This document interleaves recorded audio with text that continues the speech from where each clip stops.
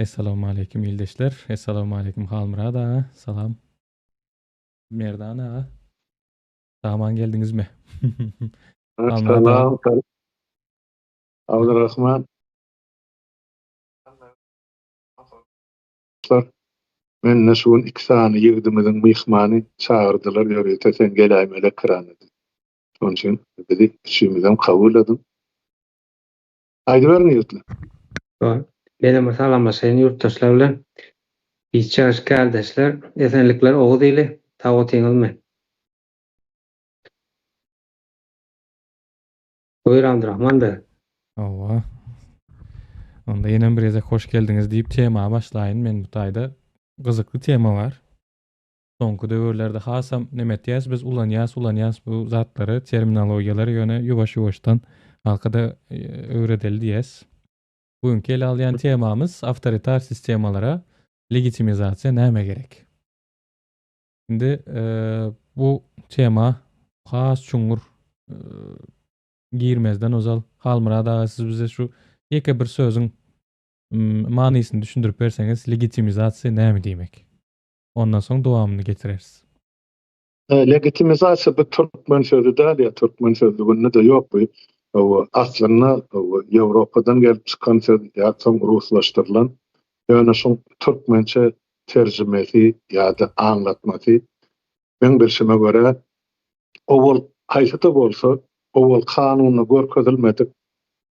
Bir işleri ýola goýmak, şolary durmuşy we kanuny ornaşdyrmak we şu edilýän işi ilata ynandyrmak işlerine legitimizasiýa diýildi. Şu zatlaryň üstü bilen aýsam bolsa bir şahsyýet ýa bir topormy ýa bir gurummy şular öz etjek bolýan işlerini kanundan daşary işlerini kanunlaşdyrmak üçin, ynandyrmak üçin edilýän hereketleri legitimizasiýa diýildi. Kanunlaşdyrmak däl, kanunlaşdyrmak bolsa onu oly gaýdardy, başgaça söz ullanyldy. Emma legitimizasiýa bolsa şu edýän ähli bir kanun hereketleri hamany kanuny diýip görkezmek, özleriniň kanun häkimetde oturmy ýa dolandyrýarmy şu zatlaryň hemmejigini möhletlerini bir kanun uzarsa da şunu biz dogry diýýän sözden işlen anlarsy hemmejigi şu legitimizasiýa bilen ynandyrlyk bilen baglanşykly bolupdy. Gysgaça aýtsam şeýlere. Sag bolun Halmurad ağa, ine hakykatdan hem gysgaça näme dilende kabullandyrmak diýip bolýar-da. Legitimizasiýa çaresi kabullandyrmak diýip näme diýäs? Indi näme üçin bu söz bilen başladym? Kirpiçlerden başlaýalda, ýuwaş-ýuwaşdan gideli. Ondan soň häzir bir ses ýazgysy bar, şonu diňläli. Ondan soň şol mysal bilenem beýleki zatlara hem düşnük gideriz ýuwaş-ýuwaşdan. Häzir men rus dilinde açaýyn bu ýezek. Sapar ağa bilen çykyş edenimizde türkçe ökte bolan üçin türkçe diňleýärdik. Gelin indi rusça da diňläp göreli.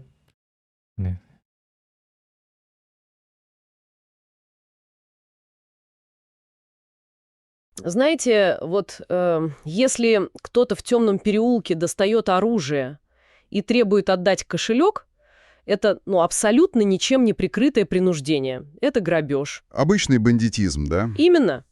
Но вот если тот же самый процесс происходит при свете дня, и человек в строгом костюме или официальное письмо требует отдать часть дохода под угрозой огромного штрафа или тюрьмы, это уже налоги. И мы воспринимаем это совершенно иначе. Да. Хотя физика процесса, совершенно идентична. Это угроза применения силы в обмен на деньги. Почему в первом случае мы звоним в полицию, а во втором покорно заполняем декларации? Это действительно странно, если вдуматься. Вот. И где вообще проходит эта грань между преступником и легитимным государством? Сегодня миссия нашего детального разбора — исследовать этот невероятный феномен – парадокс оправданного принуждения. Очень амбициозная тема. У нас в стопке материалов фундаментальные философские труды, начиная с Гоббса и Локка до Роллза и Хабермаса, а еще и энциклопедические статьи и довольно острые эссе об анархизме. И этот парадокс, о котором вы упомянули, он действительно заставляет переосмыслить базовые вещи. Разница между грабителем в переулке и налоговым инспектором, она ведь кроется не в самом факте использования силы, А в чем тогда? Разница в одной концепции, которую философы называют легитимностью.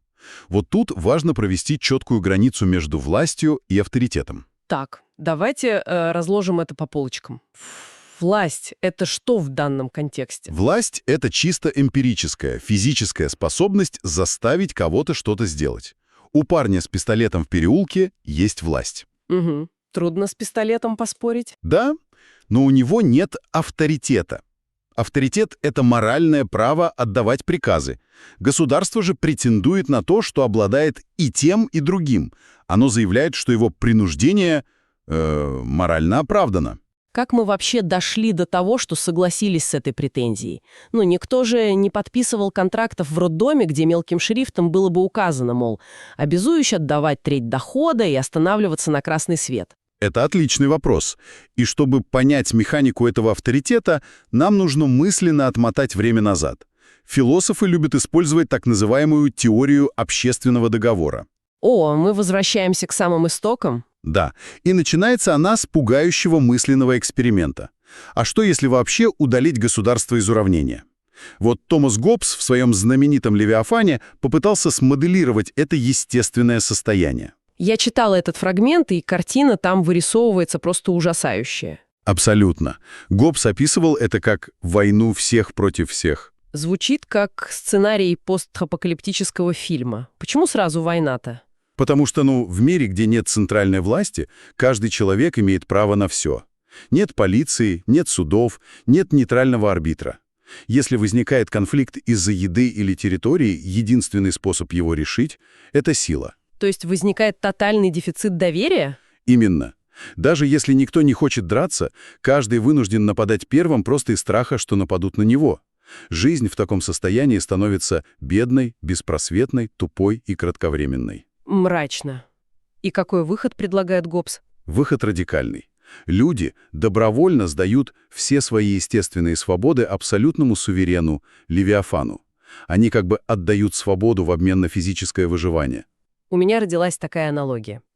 Давайте представим хаотичный ночной клуб, где постоянно вспыхивают драки на выживание. Угу. И Гоббс предлагает нанять на вход самого жестокого, неуправляемого вышибала. Этому вышибале нельзя перечить, он может делать с посетителями что угодно, но его присутствие хотя бы гарантирует, что внутри никого не убьют. Отличная метафора. Сделка действительно мрачноватая. Но в наших источниках дальше появляется Джон Лок, и он смотрит на человеческую природу куда оптимистичнее. Да, у Лока совершенно другая архитектура этого эксперимента. Для него естественное состояние — это не кровавая баня. Это, скорее, просто очень неудобное состояние. Неудобное. Ну да. Люди в целом способны договариваться, уважать чужой труд. Проблема возникает только, когда дело доходит до споров о собственности. Например, если сосед передвинул забор на мой участок. Вот. В мире Гоббса сразу достали бы ружья. А в мире Локка проблема в том, что каждый становится судьей в собственном деле, а люди склонны быть предвзятыми к себе. Ну, конечно, я всегда права. Вот именно. И из-за этого мелкий спор о заборе может разрастись до кровной мести. Поэтому по Локку мы создаем государство не от ужаса, а ради удобства. Мы нанимаем беспристрастного арбитра, и права, которые мы ему передаем, строго ограничены. То есть, возвращаясь к аналогии с клубом, Лок нанимает не диктатора-вышибала, а частного охранника с четкой должностной инструкцией. И если этот охранник начинает превышать полномочия, бить посетителей или забирать их деньги... Его можно просто уволить. Или свергнуть, если говорить терминами революции. Угу. Но тут вклинивается Жан-Жак Руссо. И его концепция в материалах, честно говоря, выглядит самой парадоксальной. Он говорит о подчинении какой-то всеобщей воле. Что это за механизм? Истинная свобода — это жизнь по правилам, которые ты сам для себя установил. Звучит логично.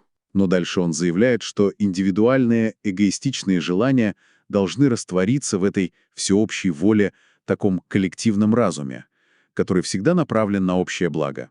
И в чем подвох? Подвох в том, что Руссо открытым текстом заявляет, если человек ослеплен своим эгоизмом и не понимает, в чем заключается истинное общее благо, общество должно принудить его подчиниться. Подождите. Как он парадоксально выразился, человека иногда нужно принудить быть свободным. Ого, Звучит как идеальное оправдание для любой диктатуры, мол, мы пытаем тебя ради твоей же свободы. Исторически именно так эта идея и трансформировалась. Идеи Руссо служили мощным философским топливом для Максимилиана Робеспьера во время якобинского террора во Французской революции. Во имя этой абстрактной истинной свободы народа гильотина работала без остановки. Ужас. Окей, если охранник, которого мы наняли для защиты, так легко превращается в тирана, рубящий головы ради нашего блага, почему бы вообще не уволить его окончательно? Зачем нужен этот институт государства? Это логичный вопрос, который возникает у любого мыслящего человека. И он подводит нас к анархистскому вызову. В материалах есть блестящее эссе Пола Крайдера об анархизме. Анархисты видят государство не как спасителя, а как стационарного бандита. Стационарный бандит. Красиво звучит. Да, их критика строится на концепции монизма принуждения. Суть проста. Любое применение силы имеет одинаковую природу. Нет никакой магической пыльцы, которая превращает насилие в закон, просто если его применяет чиновник. То есть, если мафия собирает дань за крышу, это рэкет, а если государство собирает налоги на оборону, Это тот же самый рэкет с точки зрения анархиста. Просто он монополизирован и задрапирован в красивые слова. и они предлагают убрать этого монополиста. Анархокапиталисты говорят, давайте заменим полицию и суды частными охранными агентствами на свободном рынке. Но Крайдер в своем эссе называет эту идею химерой легитимности.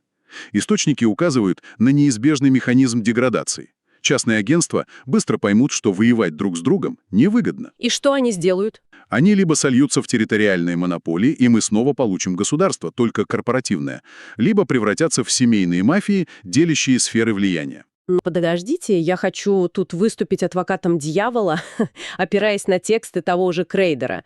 Вот отмена рабства когда-то, экономика полностью держалась на рабстве, и его отмена казалась радикальной шагом в пустоту. Разве полная отмена государства не может быть таким же шагом к свободе? Это мощный аргумент, но здесь нужно понимать разницу. Одно дело реформировать институты, как это было с отменой рабства. Институты судов, прав собственности остались. Отмена государства – это шаг в радикальное невежество. Уничтожение базовых структур. И у нас есть исторические примеры того, как это выглядит. Да. Возьмите Сомали до и после гражданской войны или племенные общества. Механизм, который начинает там работать, называется kin selection – кровное родство. То есть там правит не свобода? Совершенно не свобода. В отсутствие арбитра единственная гарантия выживания – преданность своему клану. Возникает жесточайшее социальное давление. Значит, принуждение никуда не исчезает. Именно. Философ Элизабет Андерсон отмечает очень важную деталь. Даже защита частной собственности требует принуждения. Подумайте, когда один человек ставит забор вокруг участка, он тем самым насильственно ограничивает свободу миллиардов других людей перемещаться по этой земле. О, я об этом не думала под таким углом. Собственность одного – это ограничение для всех остальных. Так что принуждение зашито в саму ткань социального порядка. Хорошо, если мы понимаем, что анархия неизбежно скатывается во власть кланов, и мы как бы застряли с государством, возникает следующий вопрос из наших материалов. Есть ли у нас моральный долг подчиняться законам? Ну, просто потому что это законы. В энциклопедии по политическому обязательству упоминается теория справедливости или честной игры. Логика такая. Общество — это кооперация. Если ты пользуешься благами, будь добр, плати по счетам. Звучит как простая сделка. Но философ Роберт Нозик предлагает гениальный мысленный эксперимент, который это рушит. Давайте его разыграем. Давайте. Представьте, что соседи на вашей улице установили систему оповещения. Повесили громкоговорители. Каждый день включают музыку, читают новости, звук слышен везде, его нельзя выключить. И вот я прихожу и говорю: так, мы составили расписание, завтра ваша очередь вести эфир для всей улицы. Возникает ли у вас долг это делать? Разумеется, нет. Я не просил это радио, не подписывался на проект. Навязанное благо не создает моральных обязательств. Точно. Но если соседи выкопали колодец, и человек сам приходит туда с ведром набирать воду, О, тогда долг возникает. Потому что я совершил активное действие. Я сам решил взять воду. и вот тут главная проблема государства. Его благобезопасность, дороги, оборона, они навязываются, как то радио на столбе. Мы физически не можем от них отказаться. И поэтому многие теоретики цеплялись за идею согласия. Они говорили, проживание на территории государства означает твое молчаливое согласие с его правилами. Но тут вступает Дэвид Юм. Да, Юм приводит блестящий контраргумент. Он предлагает представить бедного крестьянина. Крестьянин не знает языков, у него нет денег, он никогда не выезжал из деревни. Можно ли сказать, что он свободно выбирает жить под властью этого государства? Но нет, конечно, у него просто нет возможности эмигрировать. Его проживание — это не свободный выбор. Совершенно верно. Молчание здесь — это безысходность. И если транзакции, согласие или благодарность не работают, мы приходим к философскому анархизму. В материалах упоминается мысль Роберта Пола Вольфа. Очень радикальная мысль. Да, он говорит, что, возможно, морального долга подчиняться государству вообще не существует, потому что главная черта человека — его моральная автономия, и она несовместима со слепым послушанием. То есть мы не убиваем соседей не из-за закона, а из-за наших независимых моральных принципов. Получается концептуальный тупик. Сделки не могут оправдать легитимность. И вот здесь начинается самое интересное, потому что в 20 веке Джон Роллс предложил посмотреть на саму архитектуру справедливости. Роллс совершил настоящий переворот. Он придумал этот занавес неведения. Механика безумно изящная. Вот как разделить пирог справедливо, если не знаешь, какой кусок достанется тебе? Разрезающий должен выбирать кусок последним. Да, и Роллс переносит эту логику на общество. Он предлагает представить, что мы пишем Конституцию. Но на нас опущен плотный занавес неведения. Мы не знаем, кем окажемся в новом мире – богатыми или бедными, здоровыми или с инвалидностью, к какой расе будем принадлежать. До Роллза экономисты вроде Джона Харсанье считали, что люди за таким занавесом выберут утилитаризм, максимизацию средней пользы. Да, логика была такая. Большинство живет хорошо, даже если есть процент нищих. Математически шансы на успех выше. Но Роллс с этим спорит. Очень жестко спорит. Он говорит, что люди выберут стратегию максимина, максимизации минимума. В абсолютной неопределенности люди не любят рисковать базовыми вещами. Они спроектируют общество так, чтобы положение самых уязвимых было максимально сносным, потому что каждый боится оказаться на самом дне. И из этого страха вытекают два принципа справедливости Роллса. Первый — равные базовые свободы, свобода слова, религии. Никто не проголосует за дискриминацию, если сам может стать жертвой. А второй принцип касается неравенства. Честное равенство возможностей и принцип различия. Социальные и экономические неравенства оправданы только в том случае, если они приносят пользу наименее обеспеченным. Если связать это с более широкой картиной, как это работает на практике? Роллс вводит метод рефлексивного равновесия. Это процесс постоянной сверки. Мы берем теоретические принципы и сталкиваем их с нашими моральными интуициями. Если теория говорит одно, а наша интуиция кричит, что это зло, мы корректируем и то, и другое. Челночный бег до достижения баланса. Это звучит красиво в теории, но у меня вопрос. В реальности общество наполнено людьми с глубоко противоречивыми религиозными и моральными взглядами. Роллс называет это фактом разумного плюрализма. Угу. Как государству оставаться легитимным, не навязывая одну идеологию всем? Для этого Роллс предлагает концепцию публичного разума.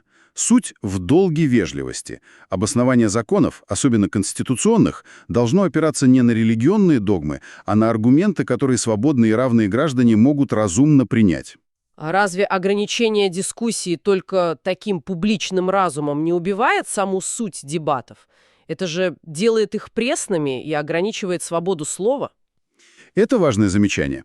Но в механике Роллза есть так называемая оговорка. Политика не обязана быть стерильной. Можно вводить глубокие религиозные убеждения. Исторический пример из текста — взгляды аболиционистов на рабство или аргументация католической церкви. Они использовали религиозные доводы. И это допускалось? Да, при условии, что в конечном итоге они подкрепляются политическими, публичными доводами. К тому же это ограничение касается только официальных лиц судей, а в фоновой культуре, в обществе, в медиа кипят настоящие страсти. Это не цензура, а принцип гражданского уважения. Интересно. И тут логично вспомнить Юргена Хабермаса и его теорию коммуникативного действия из наших материалов. Да, Хабермас идет дальше. Для него легитимность рождается не в абстрактном договоре за занавесом, а в процессе реальной, неискаженной дискуссии свободных граждан. А философ Бернард Уильямс называет это базовым требованием легитимации. Государство должно быть способно объяснить свой авторитет каждому подчиненному. То есть власть обязана вступать в диалог, а не просто давить силой. Итак, что же все это значит, если подводить итог нашему глубокому погружению? Что легитимность — это далеко не просто бумажка с печатью. Да, это сложнейший баланс. С одной стороны, гоббсовская потребность безопасности, с другой — локковская защита прав. И над всем этим роллзовский публичный разум. И вот каждый раз, останавливаясь на красный свет или оплачивая налог, происходит наше невидимое участие в этом грандиозном договоре. Это потрясающий синтез. Но, знаете, это поднимает важный вопрос. Какой? Если легитимность государства зависит от публичного разума и нашей способности приводить к аргументы, понятные оппонентам, что произойдет с легитимностью самого государства в эпоху, когда люди все больше закрываются в идеологических эхокамерах? Ого! Да? Когда мы теряем общий язык для общения с теми, кто думает иначе. Означает ли конец диалога конец легитимного государства? Не оставляет ли это нас один на один с простым неприкрытым принуждением? Очень провокационная мысль. Оставляем этот вопрос всем слушателям для самостоятельного обдумывания. Изучайте источники, задавайте сложные вопросы. И спасибо, что были с нами в этом глубоком разборе. До новых встреч! Ana. Atı uzun oldu doğru. Yani en baştan başlap nemedi düşündürüp başladı da adama näme üçün döwlet gerek. Şol sorukdan başladılar. Adama näme üçün döwlet gerek? Soň şol döwleti yönetiyenlerin legitimligi näme esaslanýar? Ýaly bir uzun olsa da ýöne mysallary bilen bile düşündürüp geçti. Onda legitimlik näme esaslanýan eken? Sosial sözleşme, bir kontrakt, toplumyň bir kontraktyna bagly. Birem güç monopolizasiýasy diýilýär-de. Монополия использования насилия. Indi monopoliya использования насилия diýilende näme bolýar bu taýda? Güýjü isleýän adam ulanyp bilmez. Mysal üçin başda iň başynda aýdyp geçdi. Elinde ýaragy bolan adam seniň bir gyra çekip sen puluny talap bilmez. Näme üçin diýende polis bar, başgasy bar, şondan gorkar, çekiner, isad etmez. Ýöne şol eli ýaragly, zatly adamlara ceza berip bilen diňe bir döwletiň nemesi bar, işgäri bar. Olam legitim bolup bilýär, olam diňe bir sany monopoliýada döwletiň elinde bolup bilýär diýe. Güýç ulanma monopoliýasy. Belli iki tarapdan hem sosial sözleşme, sosial kontrakt bar diýär.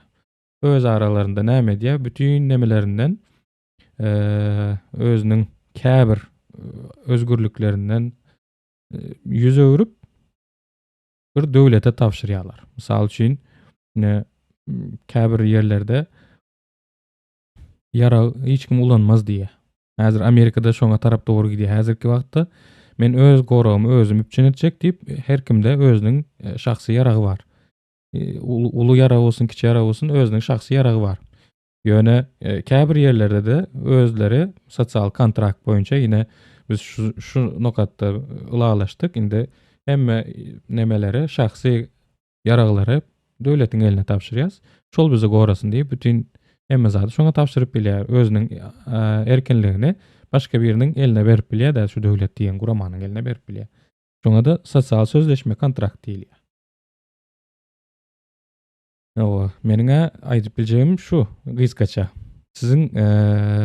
Sizde oýandyran soralar barmy häzirki dinleýän zadymyzda? Ja, men söz alyn şu taýda, Abdurrahman ben. Indi ýanky nemeden açyk başlaýyn men. Has sadalar neme öz düşünçem boýunça sadalaşdyrjak bolayyn.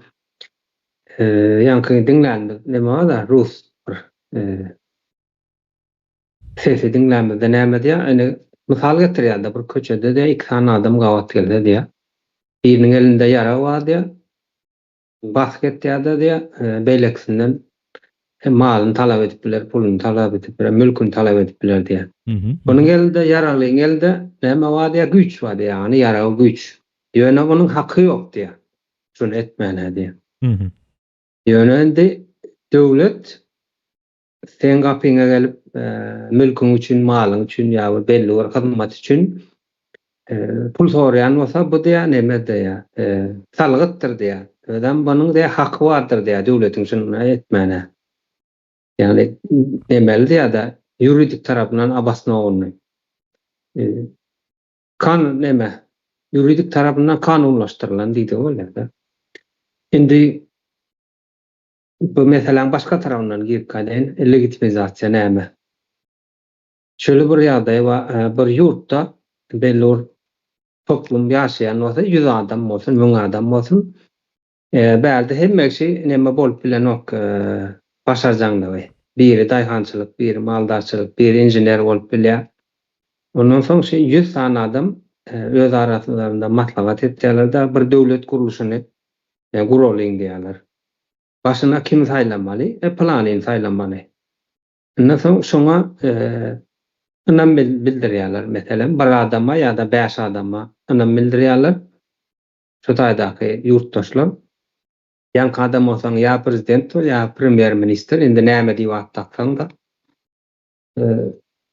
legitimleşýär. Ýani halk ýanky 5 adama ýa-da bir adama önüm bildirýär.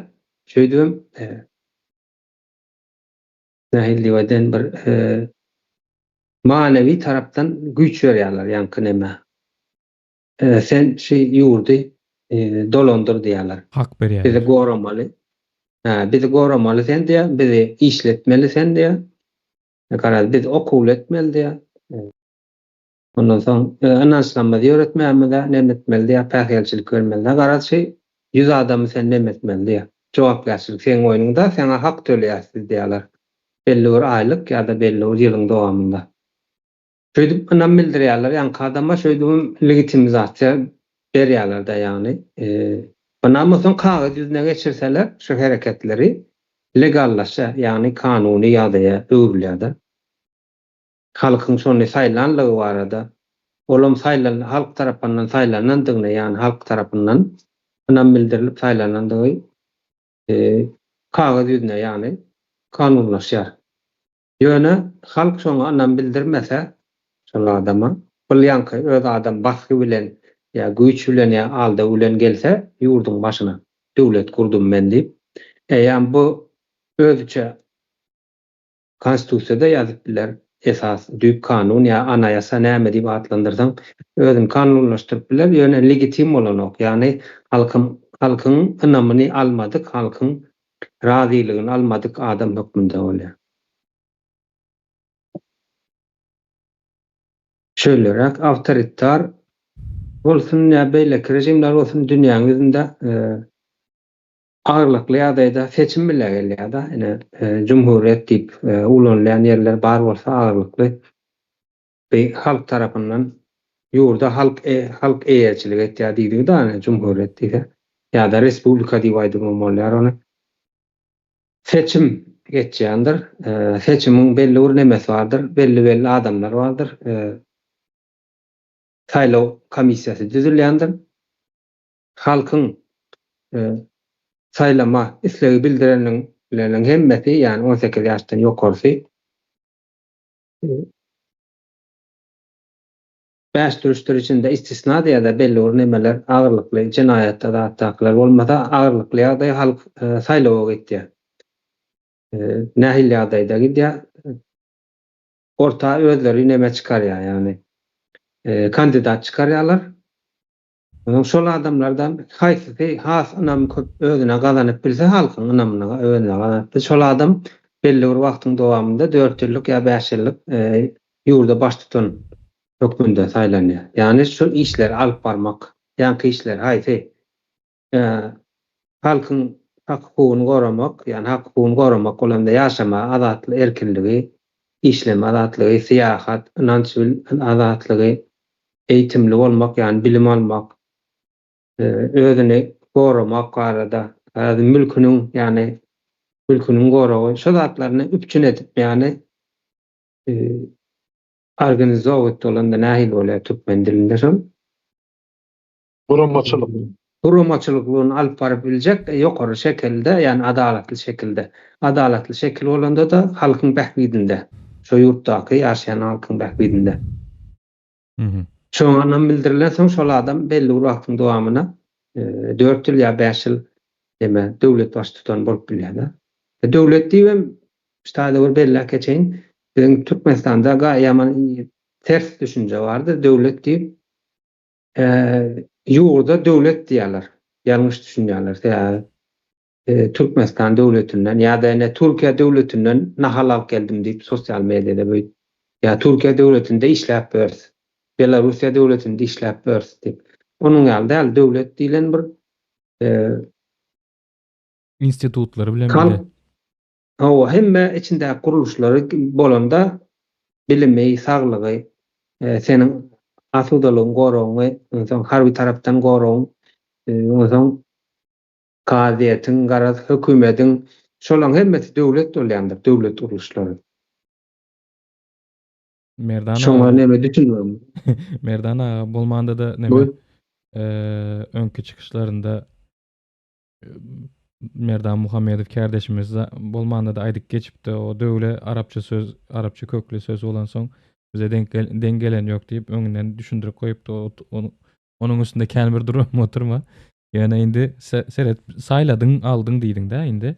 Indi biz saýlap alanymyzy şuňaly bir ölçäp göreldi. Döwlet bolanda dogry düzgün bir döwletde ýaşaýan bolsak näme bolýardy? Ýöne döwletiň başyna bir bandit, bir mafiozi gelen bolsa nähili bolýardy? Şu taýda deňeşdirip beripdir bide. Ýene döwlet bolanda diýe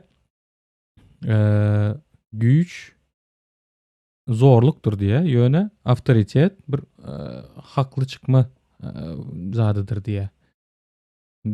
Zat bolsa, mafia bolsa diňe fiziki güýje dayanýar diýe.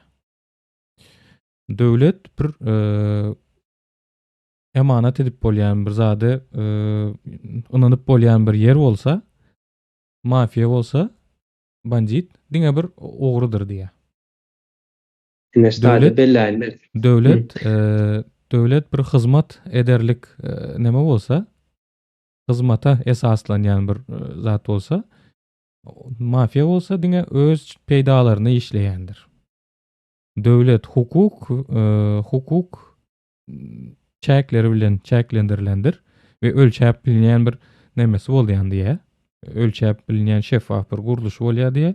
Ýöne ogry isläne kellesine gelen her zady edip bilýär diýe-de. Indi sizem şu taýdan ölçäp bilýäňiz döwletiňiz barmy ýa-da üstüňizde mafia barmy? Başla sözüňem bölendirin. Näme deýin, men sadalaşdyrjak bolup göreýin. Indi döwlet geçýär. Endi näme üçin bize arap sözü many başgara gelýär-da.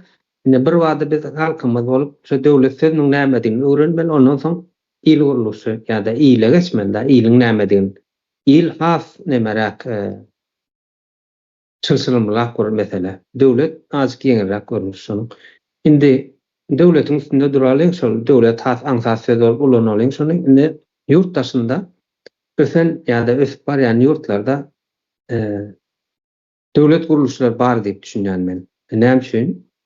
Ene biziň türkmenler ýa-da Türkmenistandaky ýurtdaşlarymyz ýurtdaşyna işe gidýändirler.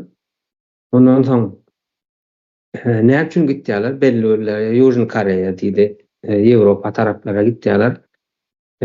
Amerika gidip görürler ama garaz. Şu taýlarda döwlet guruluşlary bar. Näme üçin, näme sebäpden, näde bilip bolýar döwlet guruluşy badyny? Ýaşam standartlary Türkmenistanyň has ýokarydyr. Bolmasa sen şu taýda ýaşam standardy näme üçin ýokary bolýar diýen-de. Sen şu taýda pul gazanmana gitýän. Eňene däkisi. Şu taýda sen üçin kän pul wagt diýen-de şu taýda. Ene döwlet guruluşlary ana şu zatlar üçin edýär. Halky işledýär, bilimledýär, goragledýär, adalatly kaziýet, mülkün goragledýär. Şoň üçin hem şo taýlada döwlet gurulşy bar. Ene bir çetinden hem Türkmenistanda döwlet gurulşlary bar, döwlet bar diýip proxy kanallar öwýärler da döwlet bar diýip aýdanoklar da başga sözleň üstünden görkezýärler döwletiň bardygyny. Ýöne näme üçin biziň ýurdumyz agyrlykly böyle yurtdaşynda gedaýçylykda maşgala institutymyz bozup çağalarymyz diri, ýetim, ýani gelejegimiz ýok häzirki ýagdaýdan seredende. Türkmen halkyna gelecek ýok. Diýmek nirde döwlet bar eken döwlet gurulşlary. Döwlet gurulşlary indi güýç ulanmana hak gazanýar. Näme üçin? Sen legitimleşdirdiň, ýani anam bildirdiň. Güýç ulanyp bilersiň. Gerekli, ýani näme üçin güýç ulanýar? Gerekli bolansaň ulanýar. Nädir güýç ulanýar? Gerek ýerinde ýumşak güýç, gerek ýerinde dorluk güýç. Ine meselem şu bilim sistemesi bize gerek diýär. Döwlet gurulşy. Näme üçin bize halka gerek? Sen dünýä bilen rekabet edip bilmeli, ýani gelişmek üçin ýa-da dünýäden ýa galmamalyk üçin sen bilimi geliştirmeli, ondan soň özüň önümçilik etmeli bolýar. Dünýä bilen deň aýagy üstünde ýörejek bolsaň, ýa galmajak bolsaň.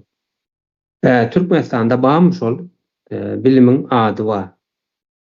Haýsy bir Türkmenistanly gidip bir ýurdun içinde önüm öndürüp neme diýildi. Pomidordan başga zat öndürmedi, ona ama ýakyn töwereklerden getirýärler. Ona öndürüp bilenoklar. Ya da ene döwlet gurulşy aýtdy, harby taýdan bizde ösen bolmaly. Terror baskılara ya da bir jaýdyrjy hökmünde biziň hem öz ýaramyz bolmaly, ýani özümizi gorap bilmeli diýär. Türkmenistan ýara öndürmekde aňyrda dursun. Dünýädäki ýararlar ulanyp bilen eskerler barmy türkmenleriň? Olama ýok. Näme diýerler? Owadan ýörýärler. Özüň surata düşürmek bolanok, çap nomeryny aýtmak bolanok, ejeňden akkaňdan başgasy bilen görüşmek bolanok. Sen näme sirriň bar? Sen elinde näme bar? Onuň ýaly neme deriň ýaly baskı taklar ýaly eskerleri. Döwlet barmyşyn diýip, ýani men şu güýjüm bar, men ulanjak diýip görkezýär da. Indi iqtisadi tarafa gaýtsak, ene yurtdaşynda işläp bizler pullanmaz bankyň üstünden ýeberip bilýärmi? Ýa-da dollaryň iki görnüşi ýurdun içinde. Şonuň ösen ýa-da ösüp barýan ýurtlardaky döwlet gurulşlaryndaky merkez bankyň ýa-da hazynaň işleşi, biziň önümçilikler bazı önümçiligimiziň hazyna gelýänli, gelmeýänli ýa-da näçe derejede gelýänden bilen zaýy.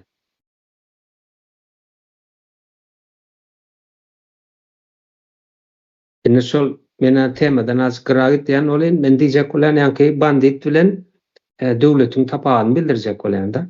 Döwlet şu zatlardan bize peýda bolar diýip edýär. Ýöne bu zatlar bize peýda bolmasaň diýmek karşymyzda kim bar? Güýçlänýän zat bar.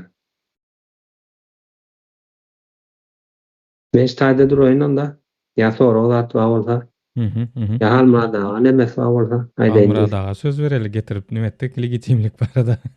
Öz pikirleriňizi paýlaşyň Halmuradaga. Menem legitimleştirin arany.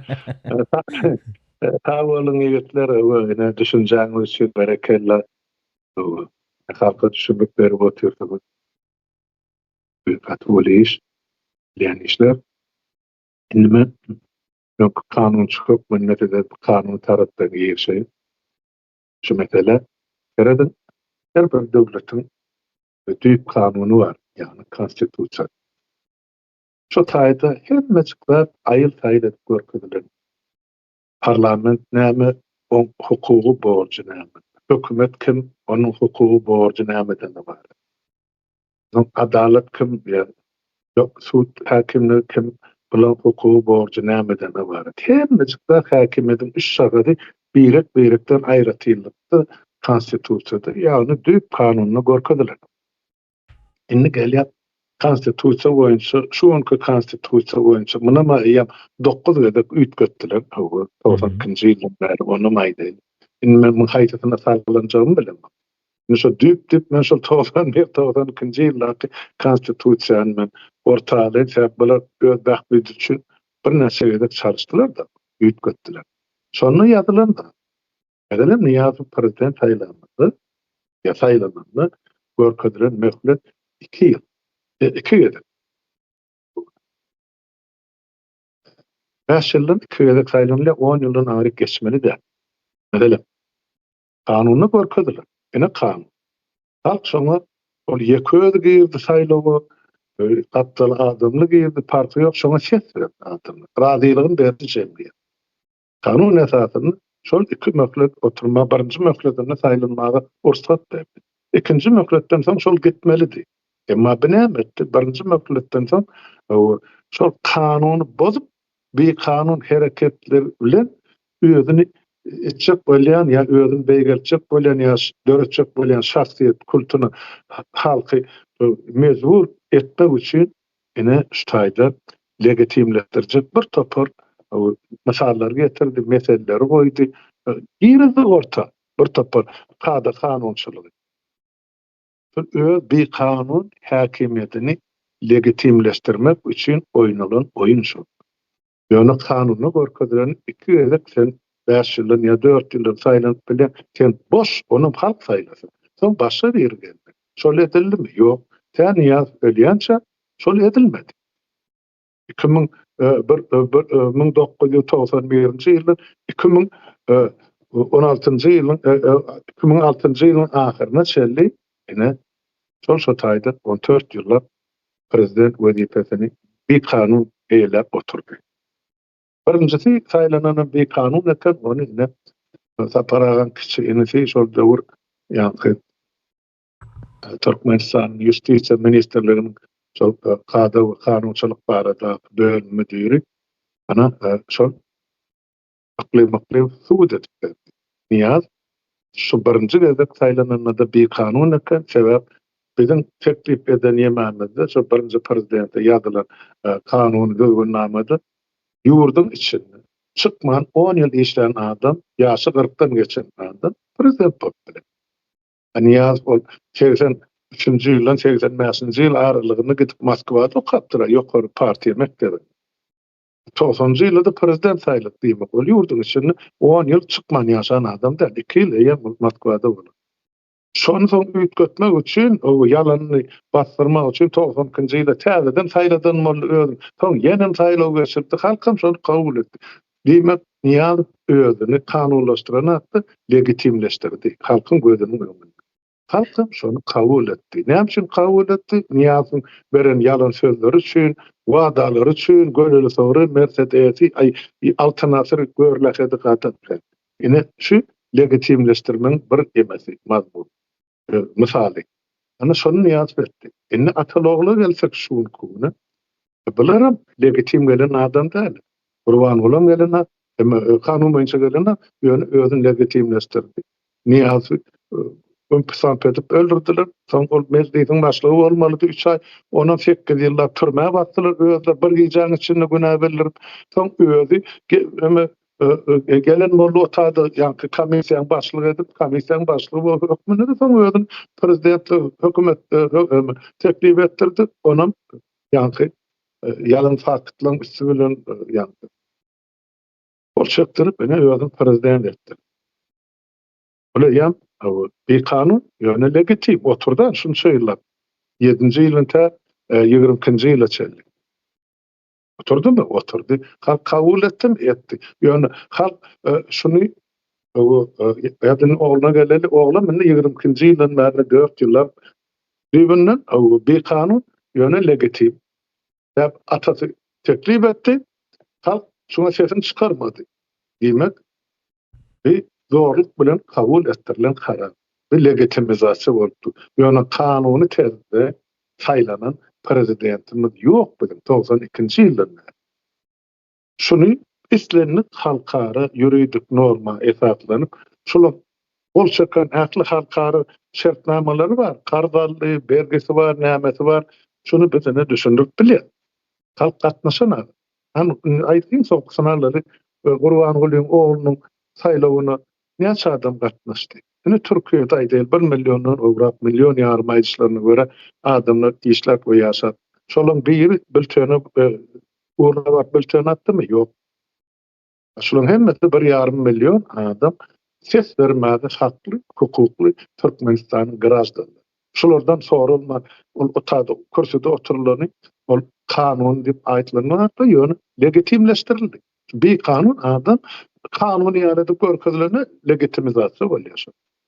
Ine şu Rusça ýazylyp dursagy bolup goýýanyňyz üçin şonu mümkin bolsa türkçe geçirseniz, o türkden türkmençe geçirip biljek ýigitlerimiz, gyýlarymyz bar. Şonu geçirip goýsaňyz, taýpda bir ýerde, soň ýurtdaşlaryny tanışjak bolsa, şu gaty inçelik bilen bir kasyryň içinde bolup geçýän wakalary ýa siýasaty ine alyp goýupdyrlar.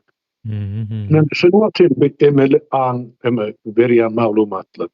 Ýöne şu bir bizim halkymyz üçin, bizim öz düşünjämiz üçin inden zerur maglumatlar şunu. Sağ olun, siz ikiniz şunu düşünüp, bilip, şunu halka çıkaranız için men minnettar. O yurttaşlarımızdan bilsin. Ýöne men biraz kemsi diýen ýer, ol başta Rusça goýulypdyr da. Türkmençesi bolmansın. Türkçänem goýuňzat bilýän sebäp men türkçäni bilmämsen siz onu orççadan goýupsyň. Men şey diýip kabul edeyim. Ýöne gaty gymmatly pikirler bar şu taýda. Sag bolun goýuň üçin men şu taýda gysgaça duraýyn. Soňra dowam etdireň. Halmyra daga hakykatdan hem şu aýdyşyňyza goşulýan şu hemme kim düşünýär diýip Rusça goýdyk berin. Soň Eýranly goňşularymyz bar. Ya Eýranly türkmenlerimiz. Şolaram goşulýan eken, sag bolsunlar, neme dip özüniň goldawyny ýazýarlar kommentlarda. Türkmen dilinde gürleseňiz biz hem düşünerdik diýip. Biz onu hokman Türkçe geçireriz, olam neme türkmen diline ýakyn bolan soň oňa da aňsatlyk bilen düşünerler. O aýdaňyzy özüme ýazyp aldym. Ýokman paýlaşarys. Sağ ol, dogry aýtýar.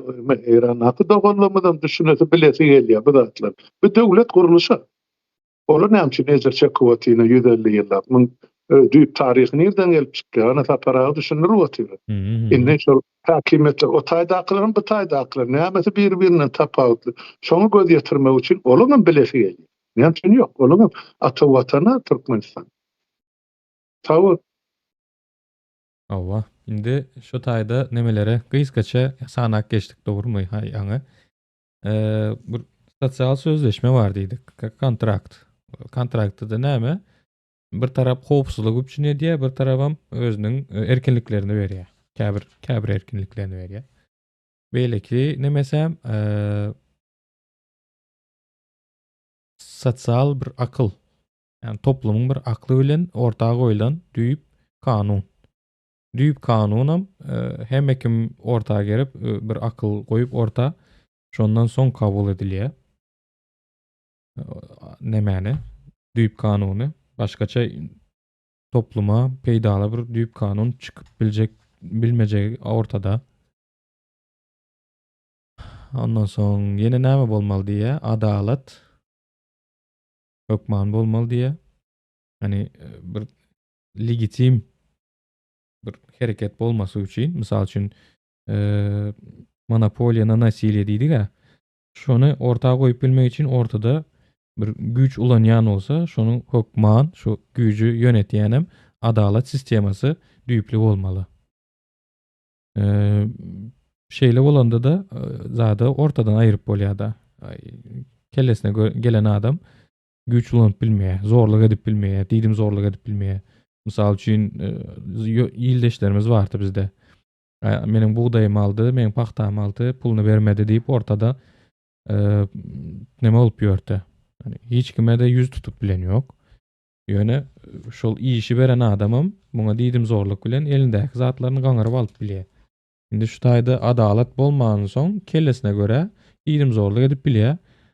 Reket edip elinden hemme zady gaňyryp alyp bilýär. Merdan aganyň suraty oňa kaldy. Aramyzdamyka?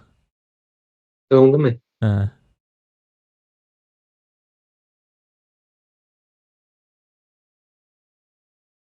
Onda men dowam ediberjek. Hı hı. legitimlik çeşmesi diýip neme 3 sany esasy sütun hökmünde men gözümde canlanýar-da häzirki ýagdaýda. Şolara geçmezden ozal bir sorak bar. Häzirki bu nemeler awtoritar rejimler üçin näme gerek? Mysal üçin bizde meclis işläp durýar. Meclisimiziň başlygy şu kararlary aldy diýip şol sahnalara näme gerek? Kimçinin ýaly men aýtdym, ana boldy diýip edip bilen ýoklarmy? Bu zada.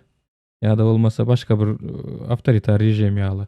Men aýtdym şeýle boldy diýip otursa ýa şuň ýaly ine saýlaw boldy, ine şu serdarymyz saýlandy, ýene näme etdi diýip uludan uly tantana bilen gowuk bilen saýlaw geçirmäge näme gerek? Aý mene oğlum meniň saglyk ýagdaýym bolan ýok, o mundan soň oğlum sizi ýöneter diýer, dolandyrar diýer. Bolda, näme gerek onuň ýaly legitimizasiýa? Esas sonra indi şu taýda bereýin. Awtoritar rejime näme gerek bu legitimizasiýa? Ja. Ben düşünjäm aýdynmy Abdurrahman bäy? Indi şöyle bir ýagdaý bar. Türkmenistan häzirki konstitusiýasynda bar, özlerine düzülen konstitusiýasynda dünýäwi döwlet, hukuk döwleti diýip geçýärdi. Indi ondan soň o taýda bir gizlenen bir adam bar. Cumhuriyet ýa-da respublika halk tarapyndan Türkmenistanyň iň ýokary güýçi halkdyr diýär. Yani bu näme diýmek? Respublika diýmekdir, göne nemesi, terjimesidir. Respublika diýmekdir. Şöyle respublikadan ulanmasam şoň içinde bar. Indi respublika bolýan bolsa Türkmenistan hukmany suratda halkyň sesi bolmaly, halkyň nemesi bolmaly, näme diýelim, ikrar etmesi. Her bir hereketi halk ikrar etmeli. Yani legitimleştirmeli. Yani güç halktan alınmalı. Edilecek işin gücü ya da näme diýelim, ruhsady atyny türkmençe halktan alınmaly. Şoň üçin orta açkan adamlar seçim ya da saýlaw kampaniýasyny ýöretdik. Näçe prosent halk geldi, ine plançaty bizi saýlady diýip, yani biz halkyň adamsy, biz halk bizi saýlady, edýän işlemem siz islediňiz, yani siziň nemäňiz, ikrar etmäňiz, ýöneşli işleri etýän men diýip. Yani bul heme halkyň içinde, ýurdun içinde bir neme. Görkezme esbap hökmünde hem dünýäň ýüzüne özüni demokratik hukuk döwlet hökmünde görkezme bir nemesi. Fasady. Şol awtoritar neme ýurtlaryň ýagdaýy şonuň ýaly. O ýagdaýlar etmeseler, yani halktan güýji alýan diýmeseler ýa-da saýlaw geçirmeseler, ýanky garanky köçede eli ýaragly çykyp bir ýurdu basyp alan adam ýa-da bir belli bir topar hökmünde görünjek. Onu etmeseler günden güne şol subutnamasy, şo hereketiň subutnamasy bolýar şol, yani terror edip ýa-da terrorist bir topar hökmünde ýurdu basyp alandygyny subut etýärler-de günden güne. Şoň üçin seçimem, yani saýlawam gerek. Ondan soň häzirki meclislik görkezýän adamlar bardyr. Olaram gerek ýurdun içinde. Ondan soň näme şol adam haklaryny gorýan Abusmen. Hawa, o zatlarym gerek diýer, ýeteki neme bir nemesini görkezmeli, şekilini görkezmeli şonuň. Respublikanyň ýa-da demokratik usul bilen ýurduma demokratik usul bilen dolandyrylýandygyny görkezmek üçin diýip. Yani bir neme da şekil berilýär-de. Benim şonu görüp durun Erdan ağa. Şekil verilýändigini görüp durun. Ene bütün güç elinde jemledi, dogrymy? Hemme kişini bastırdı zadetde. Men şu güýçli islen zadyma da ederin diýip otyr. Adamlaryň ýüzüne seredip durup ne. Ene mysal üçin insonky nemäni aýdaly adamlaryň ýaşaýyşyna gaty çuňur täsir eden şonsuzam garyp halkyň aýlygyny götermedi diýilýär. Yani şöýden halk maslahatyndan bir adamy çykarypdyrlar. Halmurad aganyň nemesi İldeşe. O, şonu çıkarıptırlar. Ay biz ne eşretli durmuşda yaşayas. Bize gerek değil pulu elimizdekine alın diye de. Indi şu sahnalara näme gerek şoňa? Legitimleşdirmek näme gerek özüne bizde halk maslahaty var. Halk maslahatynyň azalary şeýle diýdi. Biz eminde pul we zatlaryny aýlyklaryny göterjek däl diye, beýgeljek däl diye. Göne aýtmak barka. Siz hak edeňiz ok. Ýa-da bolmasa biziň gaznamyzda pul gutardy. Belaň sapyny alarsyňyz diýip oturup bilmezmi? Näme üçin legitimleşdirmek gerek olara? Ýok. Indi munyň nämesi bar da, Abdurrahman bey. Bu işlerin soňam bar da, yani jogap bermeli ýerleri boljak munyň. Ana. Soňunda eden işiňe sen hala ýagşylyk et, hala näme terslik et, ýa bir terror eýlemlerini näme dowam ettir, jogap bermeli ýeri bar. Nirde jogap ber? Birinjilik bilen öz ýurdun, öz ildeşiň bilen arasynda jogap bermeli.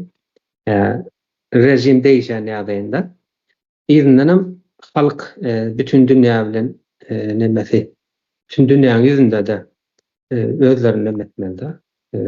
Aklama prosesi da bir aklama prosesi, öňünden gaçylma, şonuň ýagdaýy bar. Siz islediňiz, men men sizden aldım ya, siz bana anam bildirdiňiz, menem etdim şulatlar diýe. Meniň onu näme diýip biler? Men aklym ýetişişiň ýagdaýda. Siz islediňiz, men şu ýagdaýlar etdim. Siz islemedik bolsaňyz men aýryp bilerdiňiz diýen nemeler gelýär-de ýygyna jemlenip. Sözler gelýär. Ýöne indi şöyle bir ýagdaý bar, gyzykly ýere geldi. Halk legitimizasiýa beren bolsa, ýani belli bir adamlara ýa-da bir adama halk o legitimizasiýasyny ýerine çekmemeli. Näme üçin? Her bir jumhuriýet diýip görkezlen ýurtlarda başdaky preambulasynda ýazýandyr ýa-da maddalaryň köpüsinde ýurdun eýesi halkdyr diýip ýazýar. Näme diýmek? Diýmek halk şu ýagdaýynda ýaşamak islemeýän bolsa, edilýän häzirki ýagdaýynda men islämek diýär. Men bu ýagdaýy ütgetjek diýär. Meniň peýdama işlemeýän döwleti men ýykyp ýa-da dagydyp täze döwlet gurmana men hakkym bar diýdi bolýar şo taýda. Sebäbi näme üçin sen onuň hakkyň bar diýende, men şu ýurdun halky şu taýda doguldum diýär. Tawaba meniň köküm şu taýda diýär. Şu ýurdun ýaşaýjysy, şu ýurdun men ýaşaýjysam däl-de ýurtdaşy. Ýaşaýjy bolanda senin hakkyň bolanok, saýlamana hakkyň badyň bolanok diňe iýitjäň, töwerede gidip gelýän boldy. Başga da hakkyň bolanok. Ýurtdaş bolanda sen şundaky döwlet gurjakmy ýa el guruluşyny gurjakmy ýa o döwlet halamadan ýykjakda täzeden gurjakmy, gorajakmy, gelişdirjekmi? Ýani hemme haklar halkdadyr, ýurtdaşdadyr. Ýani islegini ýerine ýetirmäne tebii tarapdan haklydyr halk. Hiç bir guruluş ýa-da hiç bir dünýäniň ýurtdaky döwlet guruluşlary ýa-da hak goraýjylar halkyň şo ýurdun ýurtdaşyna garşy gelmäne hakky ýokdur, tebii hakky ýokdur. Bolýa indi sözi Halmyra daga geçireli şol bir soraýyn. Bu legitimleşdirmek awtoritar rejimlere näme gerek? Aýdy şaly men padşa, men aýdanym boldy diýip bilmezmi? Ýok. Awtoritar rejimler kardeşler we ýurtdaşlar näme ymtalýar? Olar öz ýurdun içindäki ýurtdaşlar ýa-da garażlarlaryny eýem ulan dilini laletdi, o bir kanun ýollan üstübilen özüni legitimleşdirdi. Bir daşary gurşaw üçin gerek. Şu legitimleşdirmek.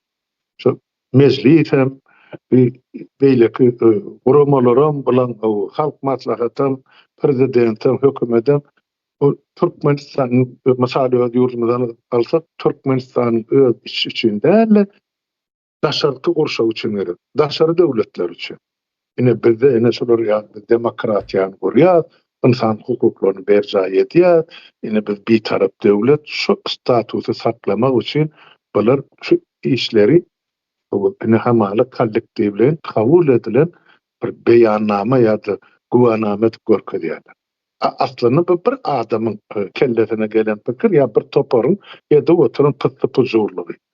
Sahnananısından oynayan. Ama daşarı dünya üçin. Bular ine bedene demokratiyany urýar, onu eýdýär, bunu beýdýär, olimpiadany geçirýär, onu beýdýär. Şeýdip bular özlerini häkimet başyny çäksiz wagt saklamak üçin birinciden ine şoň üçin gurnulýan oýun. İkinciden ýa-ni Merdan kardeşim belläp geçdi. Haçan jogap bermeli wagty gelende men muny edemem han ol ne bitagly ýaşul haýyş etdi. Ya kızlar batı bir sakkal ütülen aýtdy. Bir de hiç de gerek yok. Adam aýyr, neftem aýyr, muhtet toklara aýyr pul etdi. Onun üstüne yükleyecek. Onu teklif berdi, mene mecbur şu halktan gelen teklif kabul ettim. Özünün akçı cücet görkezmek için ullanılyan ene bir pırrılla faktisk ene alowçuluk ýolu bilen bir kanun häkimetini bilen legallaşdyrýar. Ene legitimizasiýa şondan ibaret. Türkmenistan hakyky göni aýtdy. Görýärmi? Odar niýatdan bir kanun häkimeti basyp aldy, onu legitimleşdirdi. Öýde oturdy, onu meşil soň ogluny geçirdi. Mundan bir kanun wezipany eýelen ogluny onam legitimleşdirdi. Ana geldi kärdaýdy boty, oglu 40 ýaşynda däl, 39 ýaşynda faktiski prezident körsä bardy. Olaýan konstitusiýan göni ýa-ni bozmagyň bir alamaty bolupdy. Dip kanuny talapy 40 ýaşdan soň. Bu 39 ýaşyna saýlandy. Ana geldi karşıma suwutnama getirip ötdi. O beýleki ýemelerini aýtmamyzda da o taýda aýdaly halkyň teklip eden kandidatlarym ýok. Halkyň gözüniň öňüne geçilen bäsleşigem ýok. Yapık urnalan anarsyny milletiň deň ýarsany ýurduň daşyna geçirdik we salam ogul saýlandy diýip meni yglan edildi. Ine hem şunu edildi, ýene şu daşky gurşaw üçin. Daşky gurşaw kim ilkinji nowbatda şu Türkmenistanyň neftini, gazyny, ýerasy, ýerisi, baýlygyny tinkesini döküp şoň plisos soran ýaly oturan döwletler bar. Şolar üçin gerek. Sen şunu aýtdy, bir daşyndan gorlaýly we goraýly. Soň daşyndan ýene döwletler bar. Bir gezeklik, iki gezeklik tender baglaşyp Türkmenistanyň milyonyny, milliardyny ogurlap çykarjaklar. Olaryň sen şunu etsen, biz sana döwlet kömegine merel puluňam getirip birleşdirel, o bankda, bu bankda näme-de nirede diýip oturarlar amma. Onun üçin bulary legitimleşdirmek ýa-ni diktator rejimlerinde hem awtoritar rejimlerinde ören peýdal. Men kysgaça aýtmaly bolsa şeýlere akterdi aýtaýyn. Ýa-ni özüňiz dowam etdiň, ondan näme soraw bar bolsa jogap bereň. Olmasa men sizi dinleýän. Ata düşündürüp Salmurad aga. Soraglarda geçmezden özal arkaýyn neme edip bileriz, pikir alyşyp bileriz. Häli pikir soraglar jemleniversin, soň izi gider sorarys. Buyur Muhammerdan aga. Şimdi Salmurad aga aýdyň üstüne azyk goşaýyn da. Ine şeýle bir neme bar da, legitimleşdirmäň or nemesi bar, jogapkärçiligi bar da. Hem güç alýarlar, o taýdan hem jogapkärçilik kimiň boýnuna? Halkyň boýnuna galýar.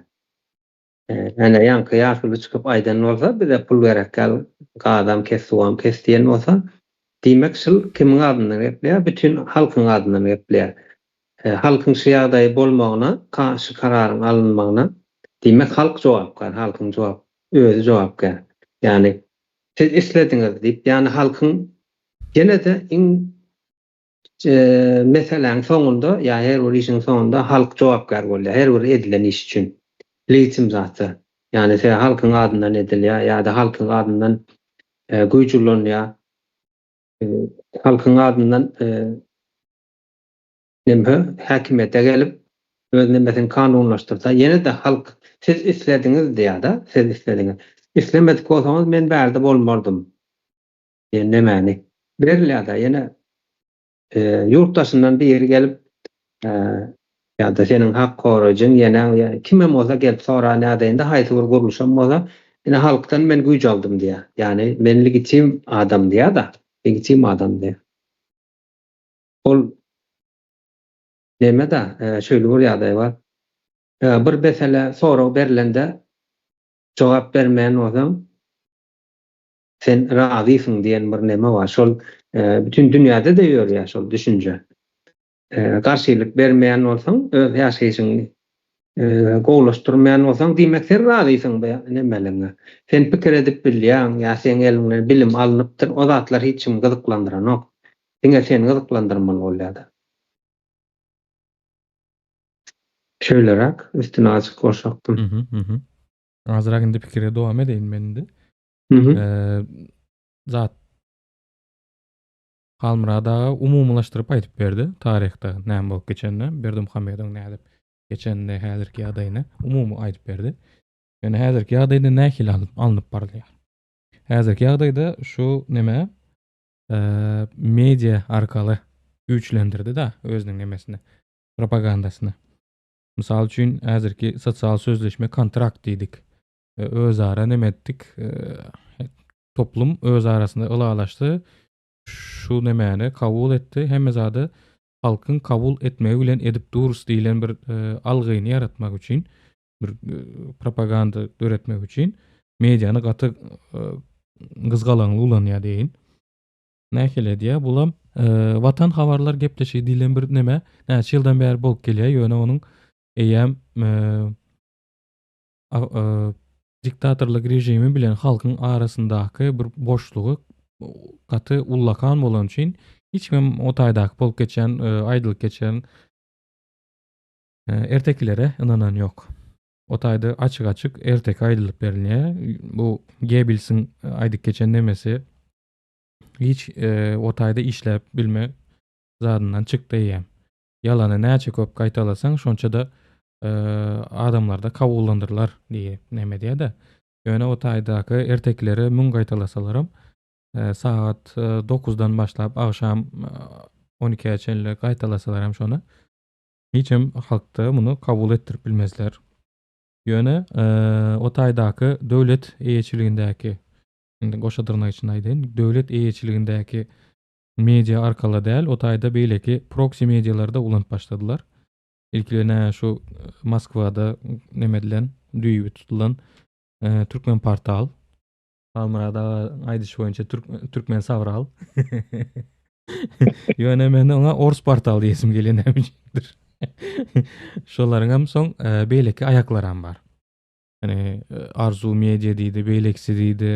Ondan soň kömelek çykan ýaly köpelip başladylar. Bu kimdir? Gülenistlerin taýarlan elemanlary bar, o taýda takyk diýdi, ýene näme diýdi. Şolaryň esasında ana bular nemäniň hususy açylan zatlar. Bularam özüniň habar gündemini yaratýar, özleri habar paýlaşýar diýip proxy nemesini, mediasyny ýöretýär-de. O güne çenli bir nähil diýip atlandyrsam onu. Adatda bir zat paýlaşylýan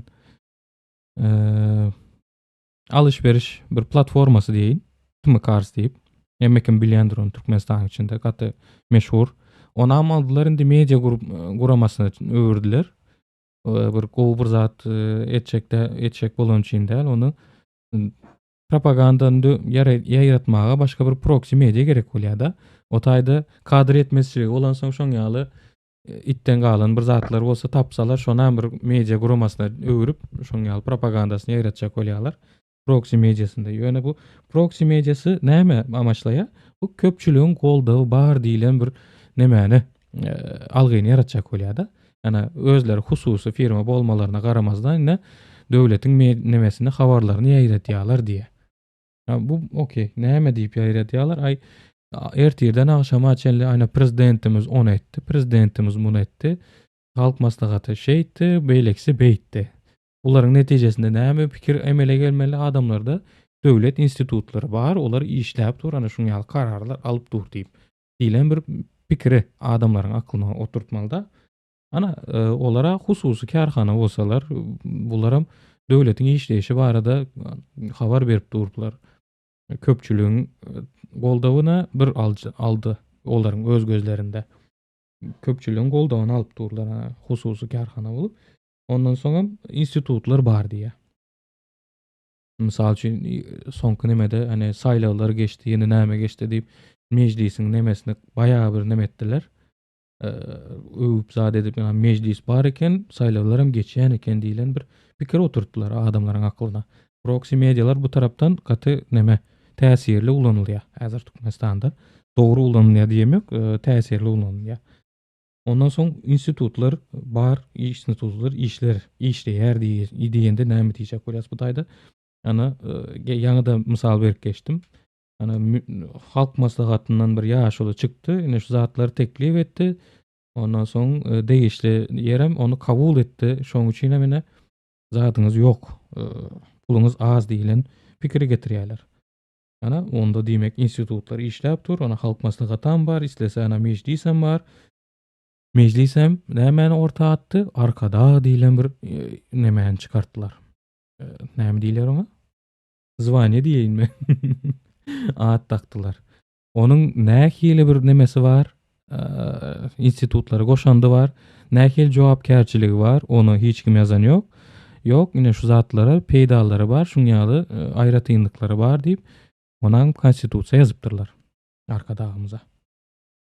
Ana haýyrly uğurlu olsun. Beýleksem häzir Halmyrada da aýdyp geçdi. Daşary nemelere şuňaly görkezmek üçin diýe. Daşary işler siýasaty, politikasy gaty güýçlü depkinde alınıp barlýar. Diňe bir Raşid Meredov däl, beýleklerem neme diýe. Ýöne başynda bu Raşid Meredov bar. Garry şagal. Onuň aşagyndaky özüniň institutu bar. Institutu diýilen bir neme dip düşünip oturmam. O diňe bir gatnalýan ýer eken. Döwlet kuruluşy bilen baglanşykly institut däl, o başgaça neme. O taýda özüne lümpenleri ýetişdirýän bir edarasy bar eken. Olaram soň öz gezeginde daşary işleri alyp barjak özlerine ýandaşlary, ýaranlary toplaýan ekenler. Ana iň soňkysynda nemesini gördük. Ýewropa gatnap öňe haly daşaýan bolsalar, indi bolsa näme daşaýarlar bilemýok. Ýöne bir zatlar neme edip özüne lobby gurýarlar ekenler. Iň soňky gezege mena zatda gördük. Reuters'ta bir neme makalasyny gördük. Ondan nämeti Ýewropa bir saýtynda bardy. Nämäni çykardylar? Gurban gulyna. O taýda özüni çelle bir çykyş eden boldy. Indi de Reuters habar gurulunyň bir nemesine ýaş bir adamyny özüne rekrut edip alypdyrlar, öz tarapyna çekipdirler. O taýda da näme diýe? Ay ine Türkmenistandaky rejim ýuwaş-ýuwaş gowşadyp başlady diýe. Hani dogry tarapy ýol alyp başlady diýen bir pikir oturtmak isleýär. O taýdaky da getiren mysallary näme? Ay gözel atel bar eken diýe.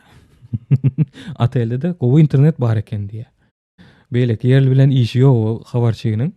Atel gowy eken diýe, ýöne o taýdaky ateldäki internetem beýleki ýurtdaky internete garamazdan gaty gowy interneti bar eken diýe. Ondan soň çykýar ana sportda şuňaly hususy alınıp barlayan işler bar eken diýe. Ona näme? Türkmenistanyň goşadyrnak içinde alaýyn. Awray missiýasy üçin toparlanan sport nemesi, şahamçası. Ondan soň ham çykýar daşary ýurtly nemeleriň UNESCO diýdi, beýlekler diýdi, şolaryň arheologlar tarapyndan programalar pul geçiren arheologiya gazu işlerinde ortaya çykan tarihi medeni mirasymyzy şo taýa gezmäge ruhsat berdi diýip ana şonam goşýar da ana indi nemetdiler. Öňküsi ýaly ýanyna KGB agentini goýan oklar arkaýyn şo taýlary aýlanyp bilýän diýe. Onam bir plus edip körkezýär. Aýtjak bolýanym indi gysgaça toparlap aýtjak bolsam, olaryň daşarky siýasaty eýem lobby toplama zatlaryny geçdi, ädimine geçdi eýem. Siz bu taýda neme edip diňläp oturuberiň. Ay olara kim inanýar diýip. Olar öz gezeginde şuňaly bir kesany nemelerden gögele diýin. Halmyradaga siziň neme gaharyňyz gelýän söz bolsa da ýöne şonu ulanaýyn. Gögeleleri toplap Ýewropada özüne lobby faaliýetini döretýärler. Şo taýda da özüne awray gazanmakçy bolýarlar. Diýdim, siz öz haklaryňyzy talap etmedikçe ümsüm keläňizi basyryp ýören döwrüňizde eýýäm olar daşary ýurtdanam özüne legitimlik gazanmaga başladylar. Ýa. Anne bana söz verecek misin? Hı hı, Ben buyurun. biraz üstüne koşayım. Aba. Yani Merdan Bey'e maydık geçti. Senin biraz üstüne durdun. Şimdi şu bolup geçip duran rahatları ya şu bir kanun hükümeti legitimleştirmeye halk günahkar mı ve cevapkar mı diyen soru var. Ben şuna kim günahkar? Halk mı ya, hükümet mi ya, şu başında duranlar mı? Benim fikrim ayrıyım dedi ki de mayıktınız. Eredin, sol bir Kurban olun oylap tapandadı da o da niyazın döwrüne bardy soň Kurban ol gelini yatyp soň täzeden diketdiler de insan diketden şu halk maslahaty. Soň 4200 agdasy var. Şol 4200 delegat Türkmenistanyň 5 welaýatynyň we 65 tane etrapyndan saýlanan ya getirilen adamlar saýlanan diýmän sany goýadylyp getirilen adam. Indi şolar o tüýdalın içinde. Bir taşy tölenem başladylar batly çıkar. Ay biz mesiyasiýet baýlamy diýeten pullet şudaklym suwam gerekler bize sebäbim beýleksin. Nebtine maýryp beýlendim. Şol teklip girildi. Şu zalda oturan 4200 delegatdy. Nese çıktı nese da. Birçe adam yerinden turup, yok sen aýdýan sözüň teli bir şeýle gowy ýaşamda, hani men meselem aýdaýly gowy, da şoňyň bir garyp owasyndan bizi o taýda şonda bar. Ýeri içeri adamy diýip mundan kesip gordan bir nädip ýaşamaly, çağreklemeli bir adam elini galdyrdymy? Garrysyndan, gurtusundan ýaşyny kellesi şläpalysyna çeldi ya bu studentini. Yok. Soňra öten ýyl bir ýemen çykardylar. Ol bir garyp ýaşular, ýaşular diýmän men. Ýaşok, ýaşlanyň aýdysy ya. Ol param berdi diýip odur biri bardy. Türkmenistan İçeri İşler Ministri Niyaz ve Atamjan bildirdilerin özüm Niyaz'dan 3 ýaş, 5 ýaş kişi oldu. Ne soň öňünde ýykylyp beren Pil Mahmud diýerler. O ýeňidi soň men Niyaz ullanuldy türme basy türmeden jeteden çykaryp berdiler. Ine soň ýemesi giýewsi şu ýaşuly. Diýilýär. Ene şol 10%dem hiç de adam gerek gelip şol paran berdiğin döwrüne bilen ogurlanjy baýlyklar o taýdy bu taýdy mal saklayan pul ýygnayan şol aýap saklajak bol meheme bilýär da ol eline näme bar. Sen şunu diýsen şol gary diýmesen hem elinden alyp özüňe türme basar diýil. Ondan ol bilbel ol taýry tribuna çykyp. Ine bilen çykyş etdi bolu. Muňa da karşı duran ýeki adam ýok. 4200 tane delegat öti. Hersi bir owadan ne baýsagan boljak Türkmenistan. Şulardan ses çykdy. Ýok. Seda çykdy. Ýok. Hany paran berdi. Ben deret. Ýüzüne aşa düşen ökü diýalet. Hany bolup otursun. Nurlaken munyň ýüzi gaty nurlaken. Ýaman nurlaken munyň ýüzi diýär. Aýtmasany. Ýa-da güneşde duran adam da kölegeden, ýeňseden Niyazın buyurun bir diýmäke 2 gezek ýerine ýetip Gurbanla şeýle hyzmat eden. Geredin inni näme bolýar? Bilim sesini çykarmady. 4200 delegat birine ses çykany.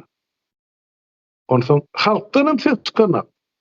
Ne öňküti ýaşulsundan sonra ne soňkysyndan. Ne bir prezident saýlaw diýilýänni, ana ýurdun daşyna galy 50 götürümden köpürak ýanky ses bermäge hakly we hukukly hakymyň birazdan böyle. Olardan hem ses çykmady. Ondan kim günahkar tutaydy? Ol hakimiyet basyp alanlarmy ýa şolary şu mümkinçiligi dörederler? Ortadan bir sözü var. Молчание знак согласия. Ýanky bir sessiz oturmak razylygyň alamaty. Ay bir gatnaşanda işimiz ýok, gawur bolsun sessiz otursa meni deperli şäňip döwýärler.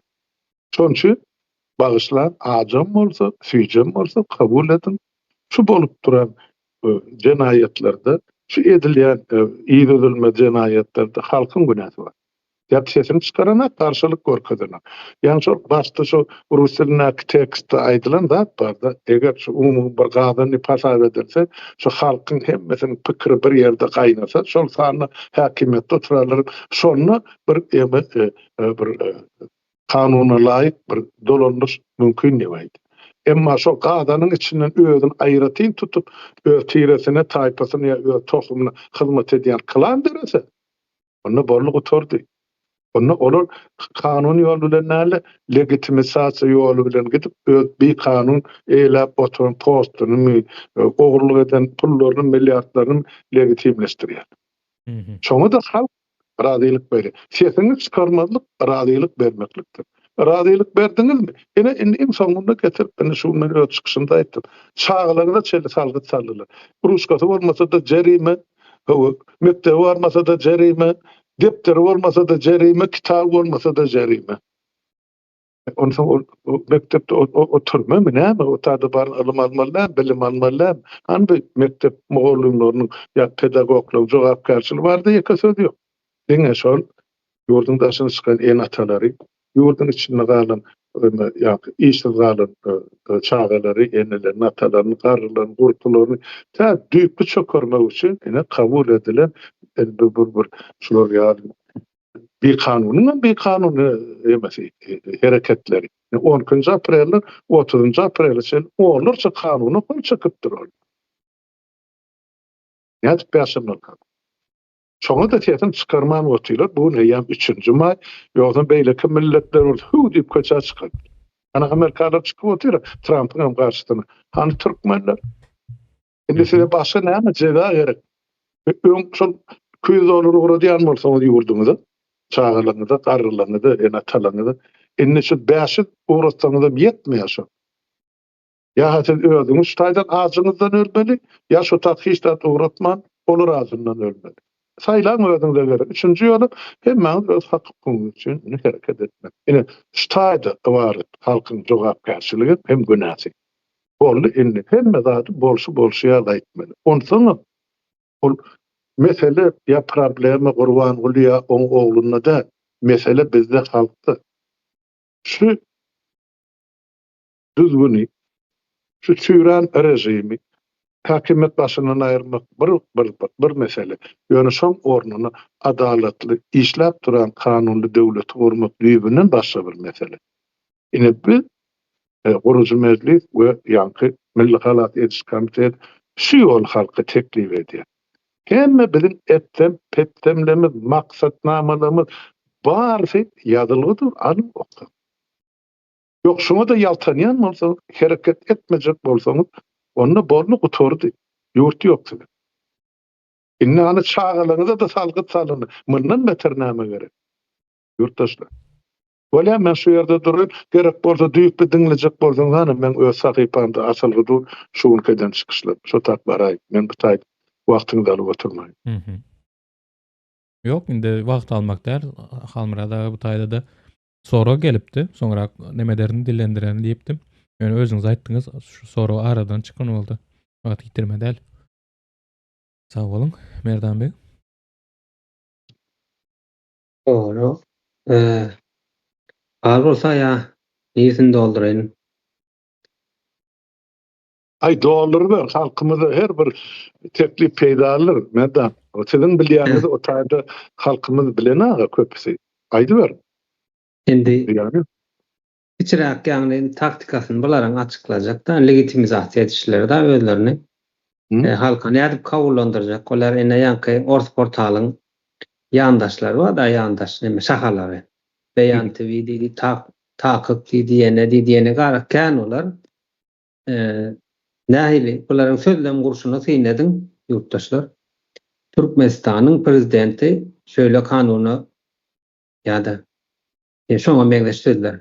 Synedin başdaky aýtýan sözlerine Türkmenistanyň prezidenti diýär.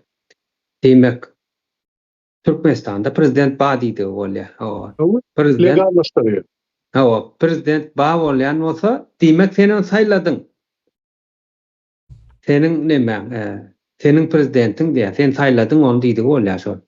Türkmenistanyň prezidenti diýdi. Şo sözden mydama gündelik gaýtalap durýarlar. legal hem legitimin üstüne legallaştırıyorlar da. Ondan sonra sineden o zaman nemelere sosyal medyada yine TikTok'da da çıkandırlar.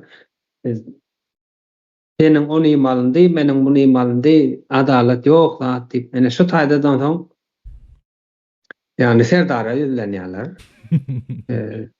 Deme diyorlar da arkadalı Serdar'ım diye. Legitim bir Demek organ ýaly. prezidentim diye hava. Indi şu sözler hem halkın ağzına salıp berýärler. Nemäniň, mahkemanyň nemesken da nemes adamlarken muhtar mahkemeslikle bolup beren, hyzmat edip beren saparaga sineden o zaman bir wagt aýdyp beripdi.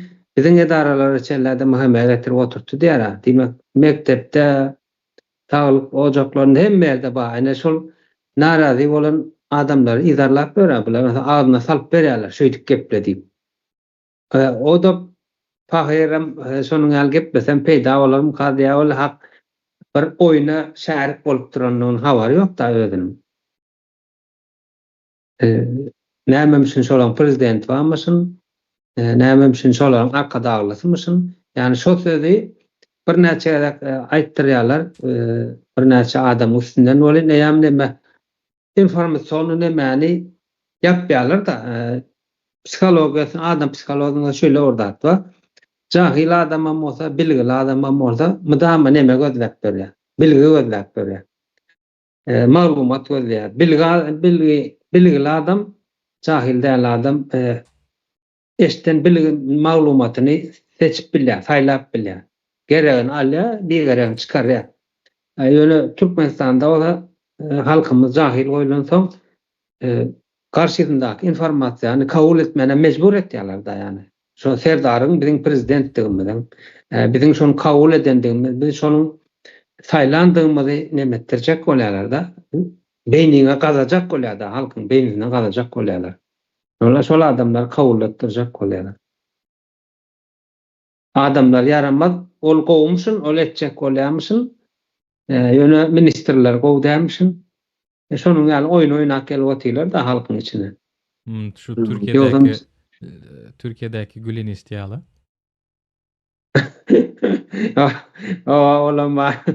Olamar aýneme aýratyn neme bolupdy. Atsa o da wedirler elbetde yani. Hakyky. Şonuň ýaly oýun edýärler. Şu ýene orada teatr çaktym bol uştol täzelden gelen soň nemeden meni ýurtdaşlarla paýlaşan. Bağışla sözüňi bölenim için. Ýok. Şoň üçin ýiteýdim kädiýen. Owa. Neme? Biz diňe zatlarynyň üstünde nemetdik. Soragy berende näme üçin näme gerek bulara diýip soragy berdik. Ýöne häzir taktikalaryň üstünde gürleşip oturýarys. Ýene gaýdyp şu soragy gaýdyk gelsek, şu taýda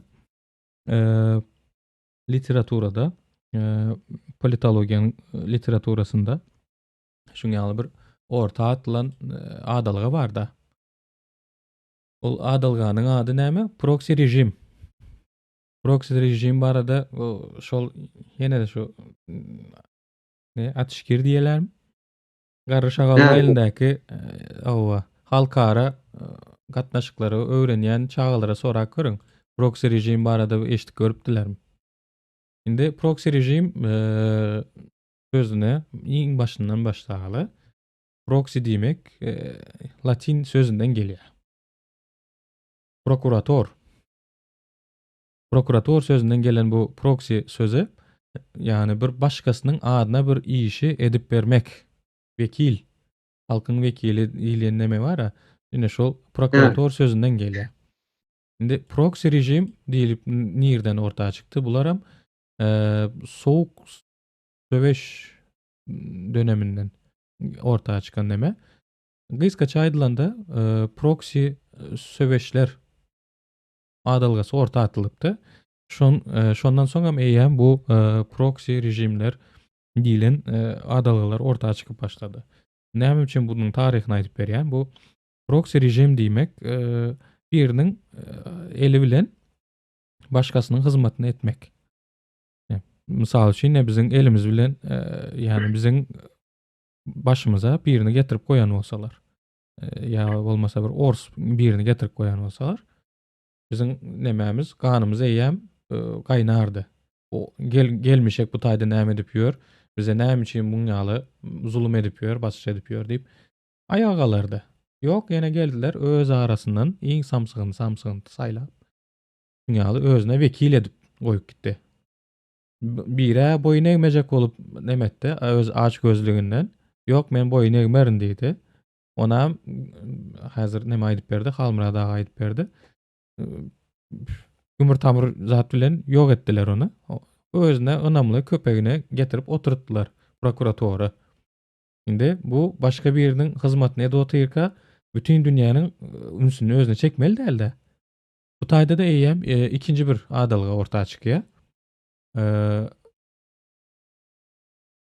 Daşından yönlendirilýän, ýöne ýok. Daşından dolandyrylýan demokratiýa diýilen bir adalga bar. Ol bu adalgadaky demokratiýa sözü sizi neme etmesin, ýalňyşdyrmasyn. Demokratiýa sahnasyny kurulan. Özü içeride barıp yatan bir diktatura bolýar. Ýöne ol diktatura öz eli bilen edilmeýär, daşyndan edilýär. Ýurdun daşyndaky bir eli bilen edilýär. Ýöne daşar ýurtdaky nemeni ortada tepki bir neme özüne üns çekmesin diýip bunu demokratik ýaly görkezmek neme diýerler. Bütün aladalary şol.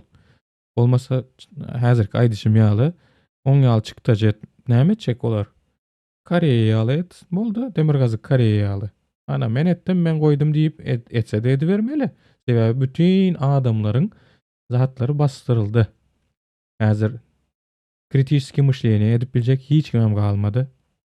Ola düýbinden ýok edildi, pikirlenip bilýän adam goýmadylar. Pikirlenip bir söz aýtmak üçin bir plaşatka goýmadylar, platforma goýmadylar.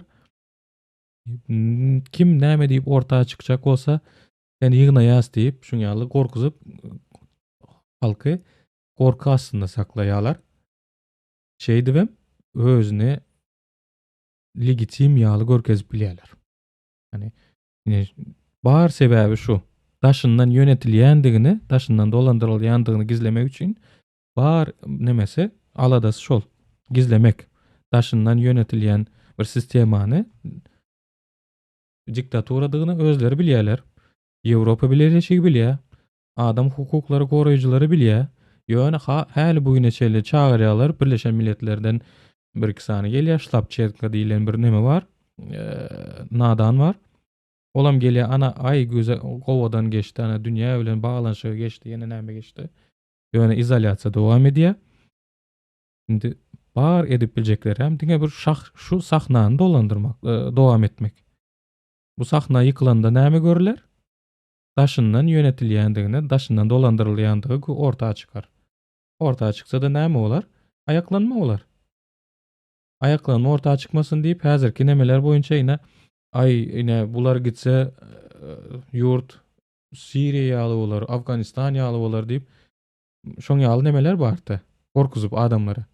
Ýöne Siriýa Rus taraplaryndan neme edildi. Şo taýda ýok edilendigini adamlara gırk gelýändigi ortağa çykdy. Hemem o taýdan elden giderdi. O hawusyň Rusyň eli bilen edilendigini ortağa çykdy.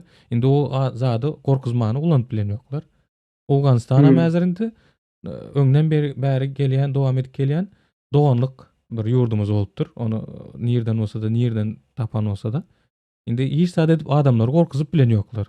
Bular gitse indi Awganistan ýaly bolar diýip bilen ýoklar. Awganistan doganlyk ýurda, näme üçin gorkaly biz ondan diýip. Özleri hem häzir çykmaz bir sokağa girdiler. Näde neme etjegini, dowam etjegini bilmän. Häzir diňe bir bar nemesi indi hemme zat düzelip bar ýer diýilen bir sahnany görkezjek bolýarlar da. Şu iň soňky çykan habaram Reuters habarlary şonu tasdiklaýar meň pikirimçe. Men de sonra burada Awa. düşünmüşberek mümkün bolsa. Ýa-ki şol Venesiýany upravляýany diýip aýtdyňyz da. Ol daşy dolanýar bolýar. Ol halkara hukuk normasyna da ullanylýan termin haýsy halatlarda. Eger de bir döwletde ýa-ni uruş tursa, ulu wayrançylyk bolsa. Ya da aýdýar yer titredi, bir ýerin ýüzüne bir giýdili, bir döwlet ýa hökümet galmady. Ine şu ýagdaýda halkara goramalar, aýdýar Birleşen Milletler Guramasynyň o adamlarny ýa başga döwletleriň adamlaryny daşky dolanýarşy girdip bilýär. Ine meselem Gruziýa daşky dolanýarşy etdiler. Ýa-ni Mikhail Saakashviliň döwründe şu korrupsiýany ortadan aýyrmak üçin Amerikan administrasiýasy şolak hemme aljak aýlygyny hökümetiň büdjet işleriniň hemmesini Amerikan büdjeti töledi. Halkdan para almalyk niýeti bilen. Şonun berjay bolly Saakashviliň iň uly eden işi Gruziýa halky üçin şol ýanky odal borda kolu dolanýar Gruziýa. Para horluğu düp tekrarlanıyor yoğurttu Parislerine çeldi. Inni bilin ýagdaýymyzda daşky dolanýar. Türkmenistan'a bar diýip soragansa men howa bar diýen. Ýöne bizdäki daşky dolanýar Türkmenistanyň awat zadyny biwat edip ýykyp ýumurmaga gönüktirilen dolanýar.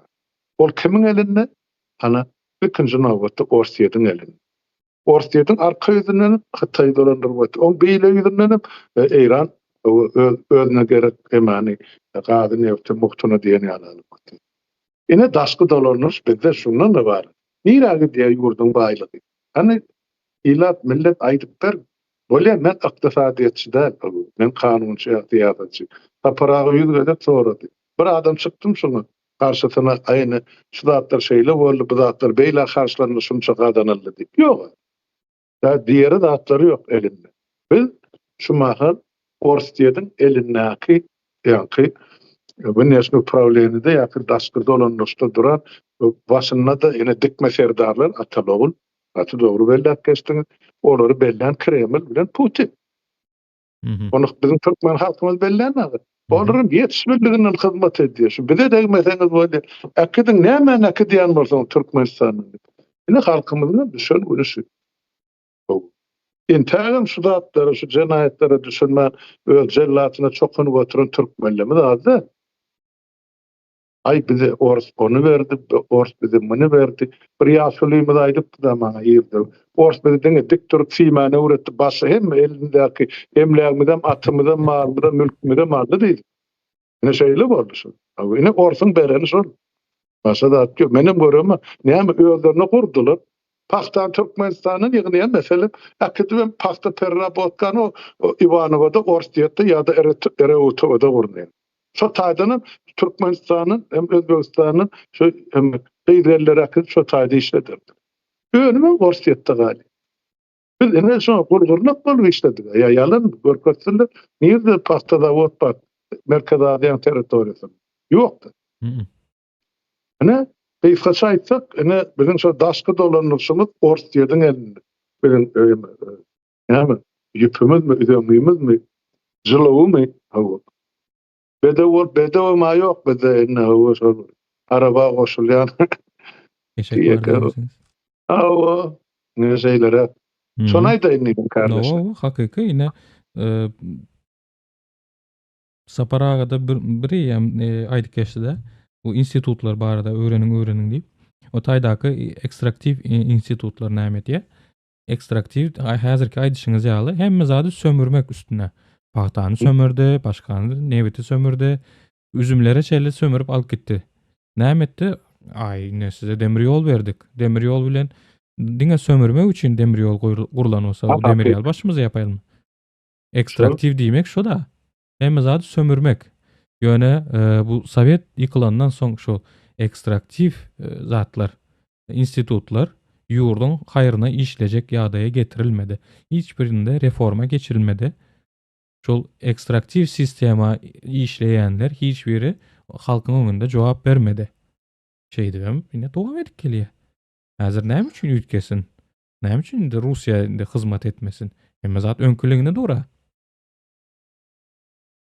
Ştaýda bir zat goşaýyn, ene şu Suwutnama hökmünde bir gysgaçyk jümle şu Türkmenistanyň Orsyň elindäki şu wassallaryny biz koloniýada olmady. Suwut edýän bir zat bolgun, Orsiýetin bir propagandistimi, propagandanymy çykyş edip aýdýar. Merkezi Asiya respublikalaryny şu Orta Asiya, Merkezi Asiya respublikalaryny ya Türkistany diýip daşyndan hiç bir döwletin täsir etmäge hakkı ya hukuky ýokdur, gelmäge de girmäge dedi. Biz şoňa ýol bermersiz. Ene. Ene de jogap. Hı hı. Hı hı. Sen ol orsiýetde turan bir bilim hakimdiň. Sen Türkmenistan bilen ne işiň bar? Kazakystan ya Kyrgyzstan ya Özbekistan ya Täjikistan. Sen näme o taýda göbek ganyň da kurupmy? Ya sen şol döwletiň garajdarynymy? Ağzına Şol işlere tükürjükler. goşular. Ana, ene idi göni çykyş edip aýdypdy. Şoň dilinden ya elinden golundan çeken bir adam ýok. Ne Türkmen hökümetine ne diplomatiýasyna ol ýa musaparagan dostlar atışýar. Ola asla sesini çykarana. Ýok. Şol jogap bermeli. Diýän näme menne daşary işler minister Türkmenistan. Ana agdyň ýym barda aňyrakda araban sür diýmen. Eger şu döwletiň ýa milletiň ogly bolsa. Ýok, bular hemmesi satlyga. Azerbaycan edişýaly. Awa, ene. Awa, gitti kapyda hem bizim baýlyklarym. Ay gurrun kan ediljek bolsa ýöne halka da düşünürse bir çen maly bir döwür. Enne şuň kuň urulan darba insan darba diýip düşünýän. Şol aprel aýyna bu Gurban Gulyň dogmasynyň kol çeken kanunlary bar. Şu dol halkymyz çökerýär. Şonu bilmegi zerur adamlar. Şunça aýtdym. Näçe ýyllar gorluk bir döwrediň şolaň üstü bilen hereket etseňiz birek arka durarsyň. Ine mennäl kemine daýty şu zatlary. Hı hı. Hı. Aýdyňam aýtdy, size mi aýtdyňyz? Aýtmadyk adam ýok. Han şol onlukdur. Hemçin herekete giren. Yeri geldi. Hemçin ýol berýär. Ene birinji maýdan goýjak ýer. Eger tine ýydyňyz zatlary ýalar. Aý çağaň mekdebe barman $100 iştirak et, üstüne goşda uğra. Ýene bir zat boldy. O çağı kesel olup öýüne ýatsa da olar iştirak aljak, tapaly ne? Doktordan hat bolmady. Doktorda hat aljak bolsa, doktora da o taýda para bermeli. Ene kuruk ýapyldy halka zanjyrlaryny. Almurad aga. O toplanýan pullaryň nirä gidýän näme aýdyňa? Ýene de özlerini taýaklajak organ işlerine gidýär. Awa, özel latry berýär. Owa. Bu meni ýenjin men soýun meni. Awa. Çökörüň diýýär diýär. Çöktüğü var. Ne ýurdun daşynyň aklyra içine barmak gorka, ozalyp inne asla gitmäge mümkinçilik ýok. Sebäp ýydyň aklyr aç öljek de ol ýurda barsa. Barbasa da özü berde aç öljek. Näçe wagt çydar öýdýän sutkalap işlemäge diýişdi. Bir gün ýykyrtgany ne keselhanasy bar bulara türkdi. Ne bilen pensiýasy bar, ne profsoýuzy bar. Hiç zat ýok. Hakika. Näçe öýdýär. Näçe öýdýär. Oğlur çögedip gaýtdy. Ana öresin jaýlamaga da ana gurup ýok. Ondan mundan delegçilik edip jaýlap berýär. Dep gazananjatyn her ay ýurda çağlaryny uradypdy. Öýde öleni kepene pul ýok. Ya jaýlama. Ene şol biziň halkymyzyň görüp oturan görmesi. Bu bir tragediýa. Türkmeniň ýok edilmek tragediýasy. Indi şu taýda da dymy oturjak bolsa, onu bağışlayan ol halkymyzyň ümidligi göni cehenneme tarap. Ol başga ýol ýok. Näil kabul edýän bolsa etdiler. Şunça ýyllap aýdyp düşündirip agdyna çeýnap beremedi de ýutmagy ýaltany bilen halkymyz. Özlerine bolsa başga näme diýilýär? Ýöne halkyň aladasyny edip oturan adamlaryň diňlemän başarmaly adam. Ya şolun maslahatyny biraz üns berip herekete geçecek bolmaly. Aýdylan söz bar atawa balamyzdan alan. Herekete bereket dip. Hereket etmän ýatsaň o ýatan öküde iýim ýokdy. Ýöne öküzler aka Türkmenistanyň. Bilema. Olar näme diýip Almurad aga, şu aýtylan bilen sözüňiň üstünde näme doldurayın.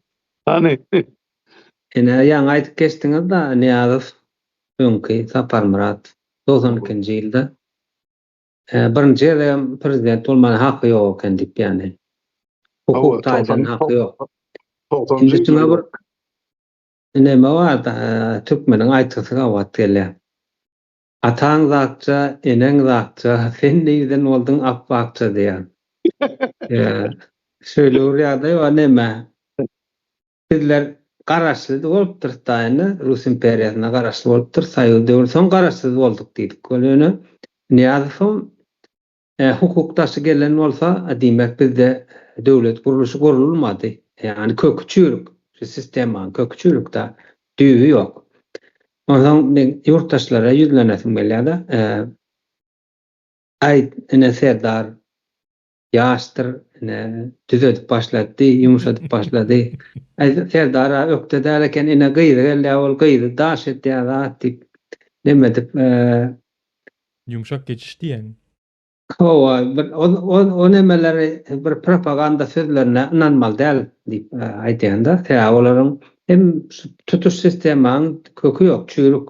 Yani halk tarapyndan dikeldilmedi.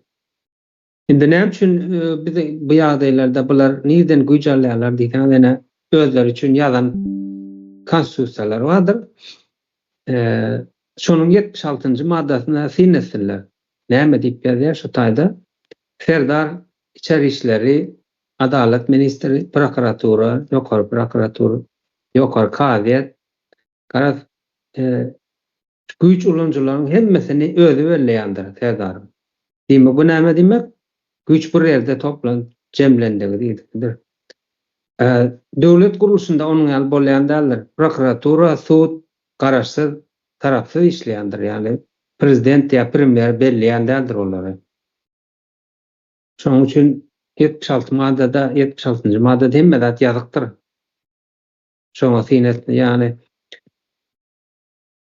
türkmenler indi ýurt döwür adalatly döwlet guruluşyny gurjak bolsalar konstitusiýanyň ýazylşlaryna adalatly ýazylşyny ziýana berilende nähili ýazylýar. Şu zatlar sinetmeni öwrenmeli. Esasen emine indi aňsa da gemini diýdi ýene diýdi emel aňlar çykdy. Şolardan sonra aýmal bir kıştan sonra beren güýç aýrylym bolanda aýsy guruluşlar aýratyn işleýär, tarapsyz işleýär diýip ýazýan. Konstitusiýada şol nähili ýagdaýda ýazylýar diýen ilk sonra ona öz aýdyp berer. Türkmen ýygynyň sonra Türkmenistanda güýç aýrylmy barmy diýip. Yalan sözlerjek bolsa dogry ýazdy, men bilýän diýip. Näme şöýdip gözlenseň dogrusyny aýdyp berer. Doğru. Diplomatiýaly görülecek bolýar, yumşatjak bolup. Yumşatjak bolsaň aldajak bolar. Olam türkmeniň nemesinde de näme? Metodologiýasynda da emelaňam. Türkmençe ýazsaň nemetjek bolypdy, aldajak bolypdy. Doğru.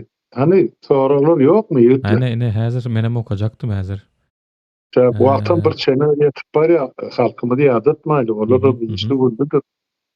Bana çok bolmaýar. Şunu Hal murada şeyler sonra gelipdir. Sosyalizmden demokratiya geçilende lüstrasiya geçirilmeli.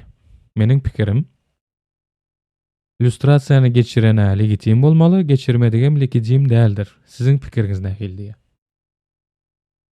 Ýa-ma sawalym şu soragy biz ozal jogap berdikden 6 ýylyň dowamyny biz diňe şol bilek ýa-ma lüstrasiya geçirmekligiň tarapdary.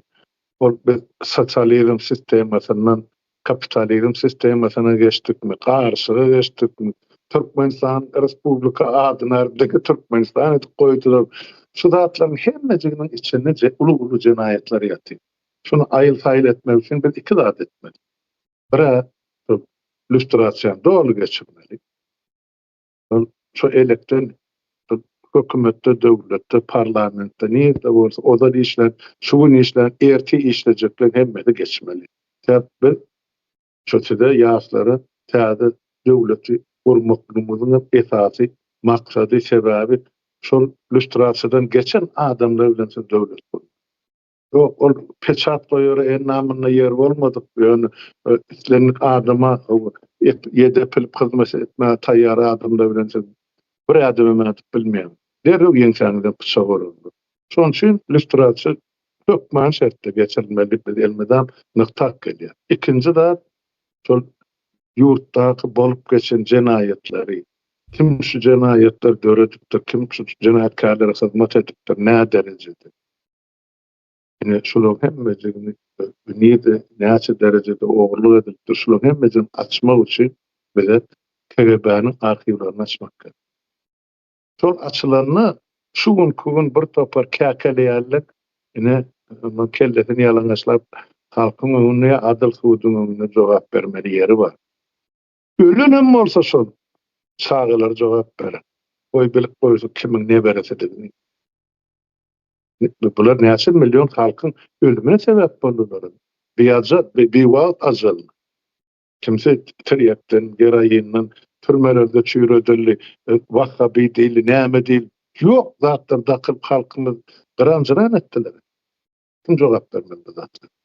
Ine şoň üçin KGB-niň arkiwi açylyp, şoňa da ine şo taýda jogap bermeli adamlar jogap berer. Halkyň şu zatlardan ýa şu proseduradan Pribaltika respublikalar geçtiğini, öykü Sovet demen alanlar. Inni olar meni ýa-ni Ýewropa düzgünem guruldy. Olar Ýewropa bileşigine de agza boldular. NATO ýaralygyna da agza boldular. Inni Orstiýet olar ýele ýanlaryň mesela ýoksa şu üçütün bilelik düşürende Türkmenistança ýok. Baýlyga atlar ýüzepdi. Hiç tat ýok diýdim. Ýalňyşmar. Oň jikmejigin saparaga gaýdyp berdi näçe. Şoň üçin biz ine şu taýda şu iki ýagdaý elmedem gözüňde tutmaly. Lüstrasiýa bilen KGB arkiwi ýaşlar. Sizden hem ullukan şun her çykyşyňyzda nyktapdyr. Dep ortada şu mahal size diýenden bize umumy garşy durýan göçler bar. Ýa şol çykarlar, proksiler, amany bular yememiş o. Opozisiýa ýaşlar ýaly täze ýurdu gurjak nämeçi. Şolaryň hiç biriniň dilinden ýa atagy bilen çekip alyp bilmersiň. Lüstrasiýa bilen KGB arkiwi meselesi. Hakiki. Eşdiňmi şu näçe? Ýok. Şoň hemmesi 20-nji ýylda kömele görenýär bolup çykdylar hemmeden bilen garşymyda. Ýöne 6 ýyl geçdi. 6 ýylyň dowamyna ýeke edip lüstrasiýa ýa-da şu KGB arkiwi bardy görünetler. Ýok. Diňe bir aýtdy. Näme mahkama şeýlik diýil ýani. Ad familiýasam ýazma şonak şumar. Şol aýtdy, "Мы не позволим вам провести ни иллюстрацию, тем более не рассекречен данных KGB." Ana. Proxy'nin eýesi gürläpdir. Owo. Şola özel ikinji bol siýasat eden Türkiýede, Kiprda o bir topar ýemeler satyn alyp pul төлäp, soňra öz tarapyna çeken oň ideýanyň ana ol. Ýa-ni Allah Murat Rahimov gitdi, o taýda bir topar adam pul төлäp. Ara şol bizim gurjak bolýan mitinglerimizi, gurjak bolýan döwletimizi, gurlaşak bolýan halkymyzy bizden aýyrmak üçin, agzlaryny ağlatmak üçin ana o toyun başysyny sesi gaty, o da raçka gidip şonu diňläýin diýdirmek üçin bolmaly oýun. Ýoksa Murat Gurbanow diýilen adam, o adam tutmaly bolýan, mejbur. Öz gepleşigimde tutmany aýtdym, onu da halk bilýär. Kimi bardaýdy. Ýöne şu taýda adam tutmaly bolýar. 2020-nji ýyla çeldi. Näme işledi o? Türkmenistanyň häkimet SSR 91-de ýykyldy. Olam 2005-de çykyp gaýtdym diýdi. 14 ýyllar şu taýda sen hyzmat edipsiňa, şu diktatura. 2005-de çykyp gaýdym bolsa, başla, şo bolýardy, 14 ýyl bolýardy. 91-den 2005-e çeldi. 2005'de Fransa geldi. O taýda da şu Türkmeniň ilkinji puluny soýan, o Türkmen ýa-ni Niýazyň ejesini, papasyny ýa-ni mawzoley diken, o ýa-ni bir mesçit guran buýuk firmasy bar. Evet, şoň barın şäherinden. Bu halkymyzyň milliardlar puluna gitdi o firma. Şoňa garşy ýeke söz diýdim, şu güne çeliyor. Gaýtam karantin bolan wagtynda, Covid döneminde diňe şo tarapdaky nemeler kargo uçaklar uçdy. Beýleki uçaklara ruhsat berilmedi. Ana. Indi ýylyň dowam eden ruhsat bersen. 2005-nji ýyla gelipdi. 2020-nji ýyla çel. Murat Gurbanow. Sen nirelerde ýygyp ýok, nirelerde gezip ýok, kime hyzmat etdiň ýa kimiň sırtyna giýip ýatdyň. 15 ýyllap. Birden şu biri garşymyza uğratdylar we adadı peýda etdi. Näme? Haýsy sport bilen meşgulyny emaýdy da Türkmen boldy. Aykizdun. Ha o, ene. Näme üçin edildi? Şu halky ýa-da tesirmek üçin edildi. Onam howu 1 ýyl, ýarym ýyl owa sakladylar, böldüler, paýlaşdylar, bu halkyň başyny çaşyrdylar. Baryn hemme ilçixana öňüne dip Kanadadan birini Türkmeniň täzelediğini ýol görkezip otyrylar. Ene bularam tutully gitdi, basyldy. O bulan suratyny alyp otyra ilçixana. Suraty boýunça da pasportyny çykaryp bolýar kimdigini. Ene şeýdip şu ýemelere gatnaşan hakykatdan öz halkyna hyzmat etjek, kömek etjek adamlar asla ortadan aýyrdylar. Şol döwür men bilen gatnaşyp beren adamnyň ýüzünden şuňa ýa-80 ýok. Sen çoluk suraty düşürdi. Gitmäň diýsem bardylar şota. Ýüzüňi ýapyp çykyş edin diýsem ýok, ýüzüňi açyň, näme bar bula? Öz näme üçin gelmedi şu ýüz açylanlar ýanyna? Ne sonra şey edip benim sağda bir bilimsiz, ılımsız galan halkdan önce halkımızı anladı.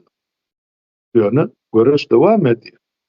Gidip oturup aramızda keminemiz sonra vakittiler. Umidamız hana 1 ýyl var horlap yatılar otaydı. Yönü hiç kim görüşten idaydana ya çekilene ya biz bilýäs edýän işimizin adaletdir. Etjek bolýan işimiz bütün halka, jemgyýete, gelecekki nesillere bahmetdi. Şoň üçin şu işlerin başyny otyr. Ya için. Bilýär, hop hemmäniň başynda da bar, daşynda da bar. Ýöne hop badyp kimden urkup gelmedi. Dyrnaňa tegmeýän haramdadary ene tabin bar oty halkyna. Olam getirip borsun goýan ene dikmeserdarlary. Kaşa halkymyz saýlanmaly. Onu bolýa halkyň saýlapdyr diýip o Amerikalyň şuma Trump'a çydap oturşýar. Bizem otururdyk eger halk bolup saýlanmasa. Ay bolýa 4 ýyl 5 ýyl möhleti geçýär. Bular aýyna 6-7 ýyla çykardylar da. Samsyklygyň şägi ýok. O arada maňa bir ýazy da elbette ay bu ala samsyklyk diýär ataloglu ýanky kamerada diýär. Ýok, bular dolu samsyk alyda. Ağlasın molası yok diýeňiz. Yok, absolut. Ne şuň ýaly. Ne şolatlar aýtdyňyz, men soralan şo bolsa berjek jogabym şo. Biz hökman şertde illüstrasiýanyny geçirer, hökman şertde KGB'ň arhiwlerim açylmaly bar. Onsuz halkyň gelejegi ýok. Biz sistemany ütgetmeli, diňe hökümet çalışmaly da. Müňe de gaýtdyk şona medert nesip bar. Men şunu ýok. Dikme Serdar bilen başlan bu tarihi, Dikme Serdar bilen gutaralanda. Ay sağ ol. Tapdyň. Berekelle. Onu şu saýdy ýalmalykyň ýeme söz başymyzy Dikme Serdardan Dikme Serdara çeldi. İndi teman şey diýip bolmaz. Gatol teklip şu. Ya çykyşlaryň birini nurlanyň. Ya bolmasa lozadyp ketdiň, şonu goýalyň. Owa. Indi dinleyijiler başga bir tema bilen gyzyklanýarlar. Hani Hazır elim aşağında da kaçıp gitti hazır. Tapayın ben onu. Owa, nemede? Putin nähili görnüşde häkimiýetden gider diýe. kim jogap berjek men jogap berem.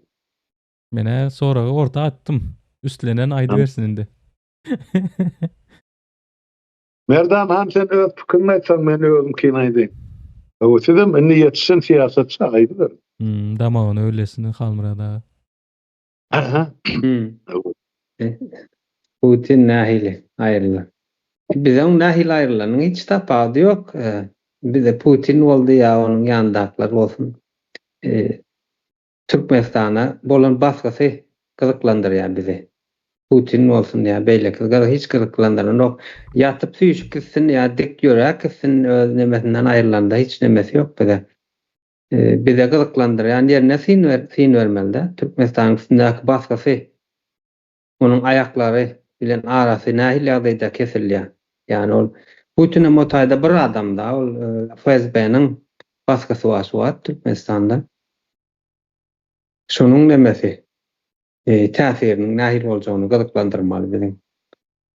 Belli bir familjalara ýa atlara nemetmäň öz ünsüňizi çekmäň sistema aferediň sistema Sebäbi ad familia ünsverseňiz sistemadan gözüňiz uzaklaşar, pikiriňiz gözüňiz uzaklaşsa pikiriňiz uzaklaşar. Taýdan many çykarmak kynrak bolar. Şöýleräk jogap berýän. Hakykatdan men şu pikiriňe dowam edeýin. Häzir dikkat edin, Russiýadaky rejim ýuwaş-ýuwaşdan ütkäp başlady. Häzir öňdiňe ana Putin eýtdi, Putin beýtdi, Putin maladiýes diýip oturan näme rejim? Häzir hemme güýji FSB-niň eline alyp başlady. FSB-de öňki patradylan KGB bir bölegi. Häzir indi öňki patradylan KGB ýuwaş-ýuwaşdan hemme zatlaryny eliniň aşagyna geçirip başlady. Roskomnadzor diýilen bir institutu bardy bunlaryň. Kommunikasiýony nadzor, ýani aragatnaşyk üstünde neme diýen bir ministrligi bardy. Şonuň etmeli işinem häzir FSB öz eline geçirdi. Näme etdi? Häzir bütün nemede Russiýa boýunça internet kesilip başlandyr. Ona hem öňki nemesine, öňki işleýişine geldi. Şoňa prezident karar çykarýardy. Kararyň sebäbi netijesinde de Roskomnadzor internet kesýärdi, aragatnaşygy kesýärdi. Häzir indi hemme güç FSB-niň eline berilip başlady. Bütün hemme zat FSB-niň eline geçip başlady. Ondan soň şeýle dowam etse, soň hemme edip biljek zadyny edip bilýän bolsa FSB. Soň FSB Putin näme gerek? Soň aýdyş merdan aýdyşýaly islese emedekler gitsin, islese ena uçağı ýok boldy, ýitirim boldy diýip ýok bolup gitsin. Ýöne şol nemede Russiýada FSB-niň rejimi galýa, Kreml häzirki Kremldäki rejim galýa. Bütün emme zady kontroly FSB-niň eline geçecek. Kim gelip oturanda da haýsy prezident gelip otursa da islese Medvedev gaýdyp gelsin, islese başgasy gaýdyp gelsin. Tapawdy ýok. Hemme zady, hemme güýji FSB elinde, güýçünde elinde toplanandan soň onuň hiç hil tapawdy bolmaz. Putin gitdi, gitmedi, hiç hil tapawdy bolmaz. FSB Putin geregem däl. Şondan soň. Häzir nemetde dogry belä geçdiň merdan aga. Siz familiýalara, zatlara serede oturmaň, bolup geçen zatlara seredin. Şol bir rejim dowam etdigi sürece Türkmenistanda hiç hili eline çekmez Türkmenistandan. Türkmenistandaky häzirki kuklalarym proxy hökümet bolup hyzmat eder. İslese nemeler gitdi diýsin. Berdimuhamedowlar gitdi diýsin, Atabaýewler geldi diýsin. Hiç tapawdy ýok. O taýda familiýalar parha ýok. Häzirki rejimde Halmyrad aganyň aýdyşýaly häzirki hökümeti çalışmak ýaly bir nemämiz ýok, aladamyz ýok. Dogly rejimi ütgetmek bilen bolmaly. Ýurtdaşlar aklyňyzda bulunsun. Tatlı doğru belirlediğiniz ýigitler sag bolun. Pikiriňiz üçin halkymyzdan düşünür diýen men lokal umyt bar. Seredin hakykatdan Putin'e de däl, ýene birine de däl. Bular onu aýryp beýle küýür goýup bilýär. Eger şuňky ganhor rejim taklan galjak bolsa, olar öz içinde Putin'e beterini çykaryp bilýär. Ýöne Putin gideni bilen bir zat peýda bolup biler. Urban olyny ogluny aýryp ýerine sen aýtsyň Atabaýewler getirip goýur. Ýöne Türkmenistan eýem orsun, ýa Orsiýadan elindäki ýa-da bir FSB kontrolünaky topar bolupdyr. Ýa Türkmenistan dolandyr ýa-da. Ola köşkün içinde ýa-da FSB işgärleri işläp. Türkmenistan geçen ýyl maňa habar berdiler. 30'dan gowrak internet kanallary rus dilini Türkmenistana propagandadan geçirip otyr. O Türkmen savralym şolaň bir ýemezi. Böyle. Şoň on üçin ol Putin gitdi, Putin galdy. Mesele şo bilen sözler Putin döreden güýçler bar. Ozal hakimede getirdiler, şumadan taklap otyr. Özümi ýa on dwaýnygmy, traýnygmy bilemzat o. Ýöne şo Putiniň adyndan dolandyrylýan döwlet bar. Ýöne o taýda kollektiwni Putin, ýani KGB, ýöňki ýa FSB şuňky. Olaň elinde milyard trillion dollar pul bar. Olar bütün Merkezi Aziýanyň edeneginden ýapyşyp hemme özüne gerek baýlyklar alyp otyrlar. Muhtuna. Onsoň o güýje garşy durmagy biziň halkymyz özüni ejil görýär, ejil görýär. duýýar. Ýöne şonu etmäge biz borçly. Öz halkymyz üçin, öz geleceğimiz üçin ene şu gün hereket etsek biziňki dogry we dürst hem ýeňiş biziň tarapymyzda boljak. On sebäpler gatykän ýöne men gyýpga saýdy. Şuma dünýä bulaşypdyr, öňkü düzgünler ortadan aýrylýar. Indi döwletlere iki bölünni Trump öz hareketi bilen bütün Ýewropany özünden daşlaşdyrdy. Ukraina barada sözüm ýok. Indi Ýewropa birleşip öz başyna hareket etsin. Ine şu taýda biz Ýewropaň tarapyna, Ukrainaň tarapyna çykyş etsek, biz onda sonra wagtyň geçmegi bilen bir ýyllym, ýarym ýyllym, men bilemem, 2 ýyldan soň uruş gutordy, bize eýap ýol açyldy. Ýöne biz şoňa taýýar diýilen mesele, men elmeden aýdyp gelen, şuň taýýardy. Näme üçin? Olmuklu hareket edip durar. Näme üçin ýeke-ýekeden bir adamlamyz o azdarhalyň agdyna berýär. Näme üçin şu ýurtda bolup geçen zatlar surata düşürüp yerli ýerden çykaranlar, uğradanlar. Belki badyr, o TikTok'da zatda goýly. Ýöne oňa pokun çykarýaňyz da özüňiz. Siz öz derdinizi aýtsaňyz, o siz ol ýa-ni bir kanun oturan legitimleşdirilen atalogly ýüz tutýan. Öz jellatyňyz. Ondan ol siz özüňiz halak etdiňizde, özüňizi gul gyrnakdyňyz, ýene bir gezek suwut etdiňiz bolýar. Siz şolaň elinde gurjak, oýunjak isleseňiz, belki istedi ýeriň aşagyna sokýar. Ine şunýalyk ýagdaýda biz ýaşap otyrys. Şoň üçin şundan biz akylly başly netije çykarmaly. Halk bol, ödem düýpli. Ol ýöne dil ucundan gürlän bolsaňam erti biriniň syrtyna bukuljak bolsak, ol hereket bollugy däldir. ýa ol Türkmene gelişik hareket edemde. Şoň üçin hemmemiz oturup oýlanmagy, pikirlenmäge, netije çykarmagy mümkinçilik bar. Ana ýigitler şunu çykardyňyz, orta rus dilinde de bolsa aýdyp berdiňiz. Nirden göz başy gelýär bir awtoritarizmiň, diktatura, şahsiýet kulturynyň, bir kanunçylygyň, jenaýetkarlygyň, ogurlygyň. Ana düşünüp aýdyp berip otyr. Mundan beter nädip size düşünürmeli? Yok, şundan soňra yok, näme bolsa şo bolsun diýseniz, onu siz öz ykbalyňyza ene kesetçilik goýýan. Mene başlat göremem. Awa halmyradagy neme de oturmaň, gaýgylanyp oturmaň, türkçesi de bar. O gepleşiň soňda diňlederiz.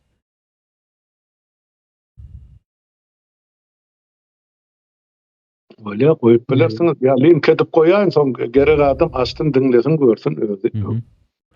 Häzirlikçe soraglar şundan ibarat halmyradagy. Bolup dur onu. Jemläp bilersiz.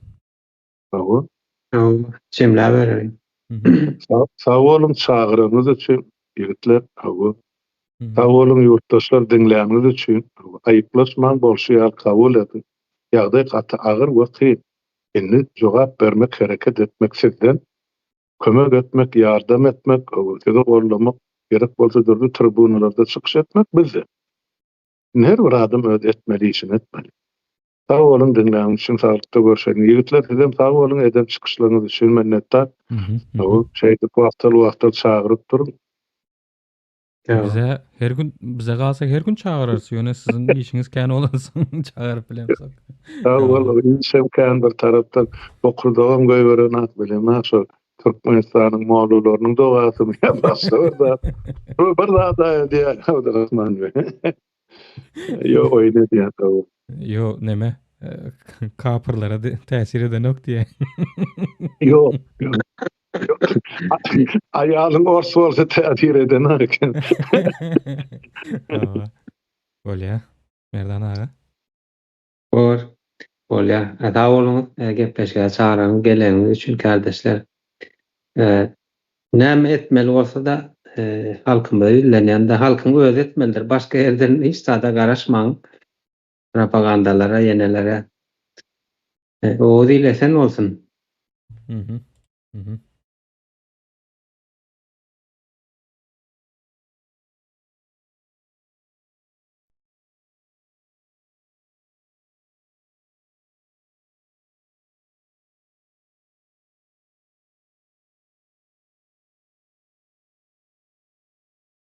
Hani bazen sileceğin arasında sıkıştırılmış o sinir bozucu trafik cezasına bakarsın ya da Ay sonunda maaşından kesilen o kabarık vergi faturasına falan. Hı hı. Hepimizin başına gelir.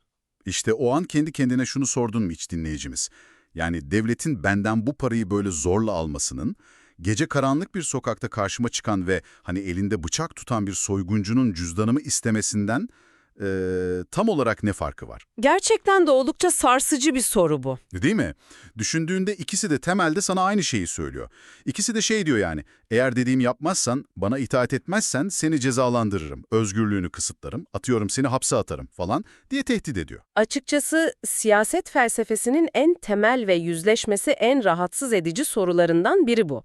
Çünkü yüzeysel olarak baktığımızda o eylemin mekaniği gerçekten de birebir aynı görünüyor. Aynen öyle. Ortada asimetrik bir güç var, senden istenen bir talep var ve eğer bu talebe uymazsan sana uygulanacağı söylenen bir şiddet tehdidi var. Yani soyguncu bunu karanlık bir sokakta yapıyor, devlet ise bunu yaldızlı binalarda, mühürlü kağıtlarla yapıyor. İşte bu derinlemesine incelemenin misyonu da tam olarak bu rahatsız edici sorunun kalbine inmek zaten. Yani devletin bir soyguncudan gerçekten bir farkı var mı, yoksa sadece daha iyi organize olmuş devasa bir çete mi? Kesinlikle deşilmesi gereken bir konu. Bugün elimizde bu meseleyi çok farklı açılardan ele alan müthiş kaynaklar ve fikirler var. Amacımız sadece devlete itaat etmemizi söyleyen o sıkıcı kuralları ezberlemek değil, o kuralların ardındaki görünmez mekanizmaları anlamak ve aslında neden o sokaktaki soyguncuya değil de polise boyun eğdiğimizi ortaya çıkarmak. Hı hı. Tamam, o zaman hadi bunu biraz deşelim. İşin en uç noktasına gidelim önce. Devleti tam anlamıyla bir soyguncu olarak gören anarşist perspektife bakarsak, onlar bu duruma nasıl bir açıklama getiriyor? En radikal cevabı verenlerden başlarsak anarşistlerin yanıtı son derece net. Hayır diyorlar, hiçbir fark yok. Hiçbir fark yok mu? Aynen, hükümet dediğimiz şey sadece meşrulaştırılmış ve süslenmiş bir mafyadır diyorlar. Tabii burada felsefi bir ayrıntıya inmekte fayda var. Politik anarşistler hani hemen devleti yıkalım sokaklara dökülelim derken felsefi anarşistler biraz daha farklı bir noktada duruyor. Nasıl yani? Onlar diyor ki devletin bizim üzerimizde doğuştan gelen veya ahlaki bir otoritesi falan yoktur. Onun koyduğu yasalara sırf yasa oldukları için uymak zorunda değiliz. Anladım. Yani şey gibi, atıyorum kırmızı ışıkta duruyorum çünkü devlet öyle emrettiği için değil, kavşaktan geçen birine çarpıp onun hayatını karartmak istemediğim için duruyorum. İşin içinde devletin kuralı olmasa bile vicdanen zaten dururdum diyorlar. Doğru mu anlıyorum? Tam olarak bu.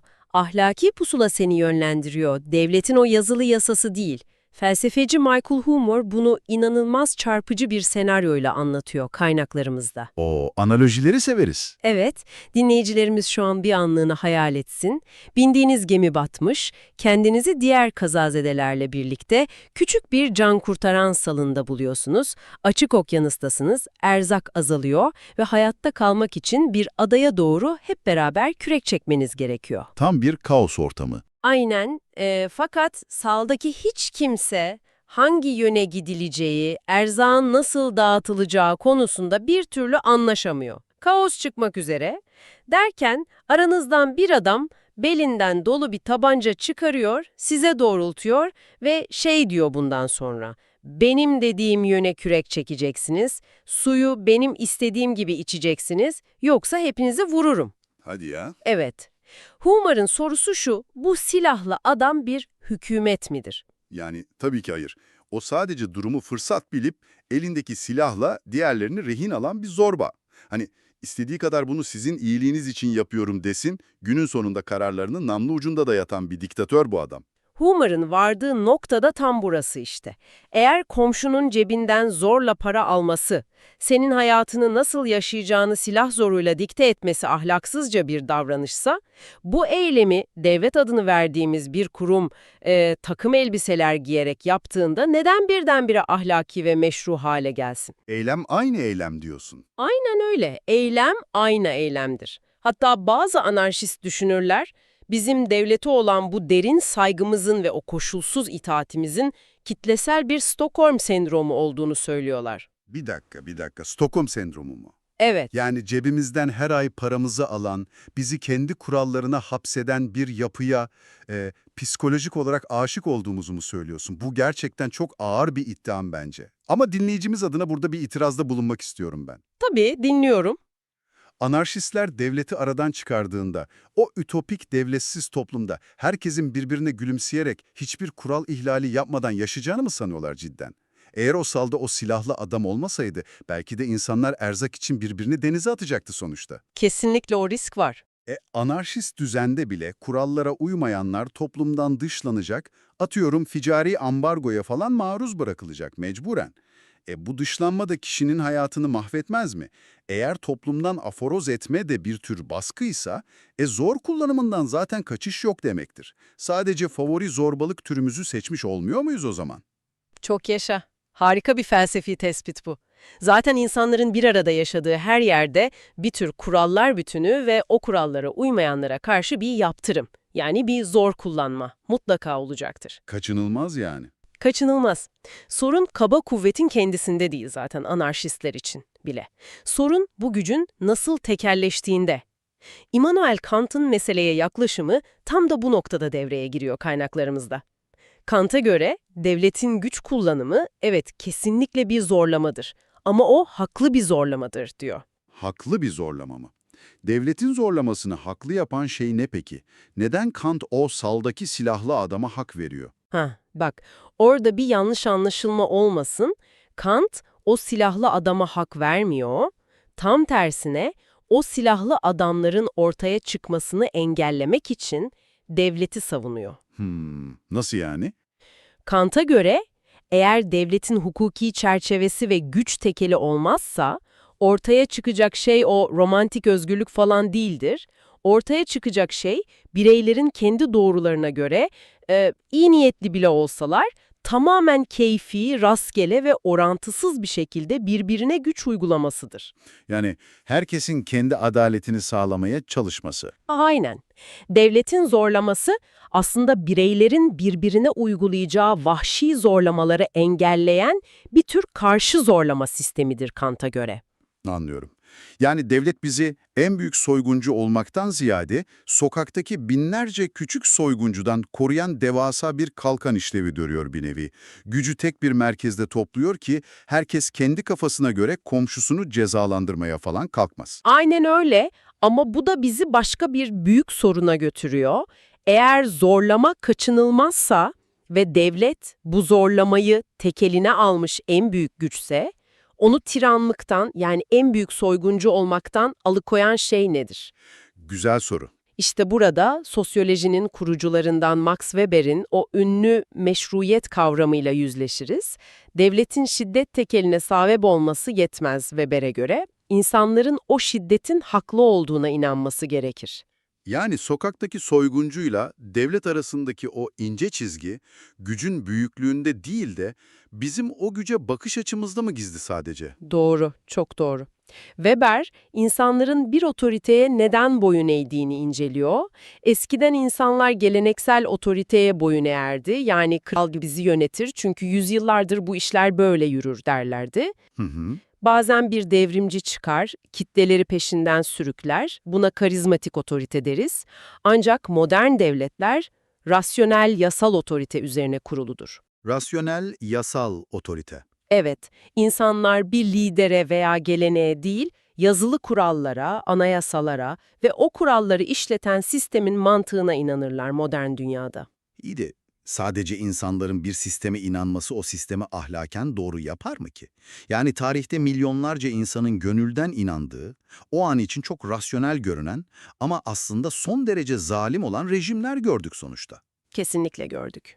İnsanların çoğunun evet ya bu devlet meşrudur demesi bir felsefeci için yeterli mi o zaman? Harika bir soru. Çünkü felsefe tam olarak bu noktada o sosyolojik bakış açısından ayrılır. Sadece sosyolojik bir kabul o devleti ahlaken meşru yapmaz. İşte ben de onu diyorum. Hukuk felsefesinde fiili otorite yani de facto otorite ile hukuki ve meşru otorite yani de jure otorite arasında çok keskin bir ayrım vardır. Fiili otorite sırf gücü olduğu için sana dediğini yaptırabilen otoritedir. Soyguncu gibi. Aynen. Sokaktaki soyguncunun de facto bir otoritesi vardır. Elindeki o bıçak sana cüzdanını verdirir sonuçta. Ama meşru otorite, yani de jure otorite, yönetme hakkına sahip olandır. Burada filozof Joseph Raz'ın ortaya attığı bir kavram var. Önleyici nedenler kavramı. Bu çok aydınlatıcıdır. Önleyici nedenler derken tam olarak neyi kastediyoruz? Nasıl işliyor bu mekanizma pratikte? Şöyle düşünelim. Atıyorum sen bir öğrencisin ve öğretmenin sana yarına bitirmen için bir ödev verdi. Senin o öğleden sonra için kendi kişisel nedenlerin var. İşte dışarı çıkıp futbol oynamak istiyorsun, video oyunu oynamak istiyorsun veya sadece uyumak istiyorsun falan. Tamam, gayet doğal. Ama öğretmenin sana o ödevi verdiğinde senin tüm bu kişisel nedenlerinin yerini alacak yeni bir neden sunar. Öğretmenin verdiği o talimat diğer tüm o arzularını iptal eden, onları önleyen kapsayıcı bir nedendir. Meşru bir devlet de senden tam olarak bunu talep eder işte. Bir dakika. Yani diyorsun ki otoyolda hız sınırı 90 kilometre olduğunda devlet bana sadece yavaş git demiyor, Hı hı. acelem var, arabam çok güvenli, hızlı gitmeyi seviyorum gibi tüm o kişisel bahanelerimi ve kararlarımı iptal etmemi istiyor benden. Tam da bu. İşin ürkütücü yanı şu aslında, düşündükçe, devlet sadece cüzdanımdaki parayı ya da eylemlerimi kontrol etmiyor. Eylemlerimi yapma nedenimi de ele geçiriyor. Evet. Kendi koyduğu kuralı benim vicdanımın ve kişisel kararımın üstüne koyuyor resmen. Tam üstüne bastın. Soyguncuyla devlet arasındaki asıl derin uçurum buradadır işte. Soyguncu sadece paranı ister. Sana şey demez yani, bana paranı vermek senin ahlaki görevindir, lütfen buna saygı duy falan demez. Evet, ver parayı der geçer. Gücünü kullanır ve alır. Oysa devlet sadece itaatini değil, aynı zamanda senin rızanı, ahlaki teslimiyetini ve o kurala saygını da talep eder. Devlet der ki, benim kurallarım senin kendi doğrularından daha üstündür ve sen bunu ahlaken kabul etmelisin. Eğer devlet gerçekten adil yasalara, orantılı cezalara ve hukukun üstünlüğüne sahip değilse, senden bu ahlaki teslimiyeti istemeye zaten hakkı yoktur. İyi de şöyle bir durum var. Diyelim ki devlet çok adil bir anayasa yaptı. Kuralları da çok mantıklı falan. Benim kişisel olarak o anayasayı imzaladığım falan yok ki hayatta. Ben bu ülkeye doğmayı seçmedim sonuçta. Haklısın. Sırf şu yolları kullanıyorum veya atarım parka gidip yürüyorum diye o devlete evet ben bu sözleşmeyi kabul ediyorum, ruhumu ve kararlarımı sana teslim ediyorum demiş oluyor muyum cidden? Neden devlete karşı içsel bir saygı duymak zorundayım ki ben? İşte bu yüzyıllar tartışılan o meşhur sosyal sözleşme teorisinin en yumuşak karnıdır. John Locke gibi düşünürler, devletin nimetlerinden faydalandığımız için üstü kapalı bir rıza gösterdiğimizi söylerler. Üstü kapalı rıza. Evet. Ancak senin itirazın çok geçerli burada.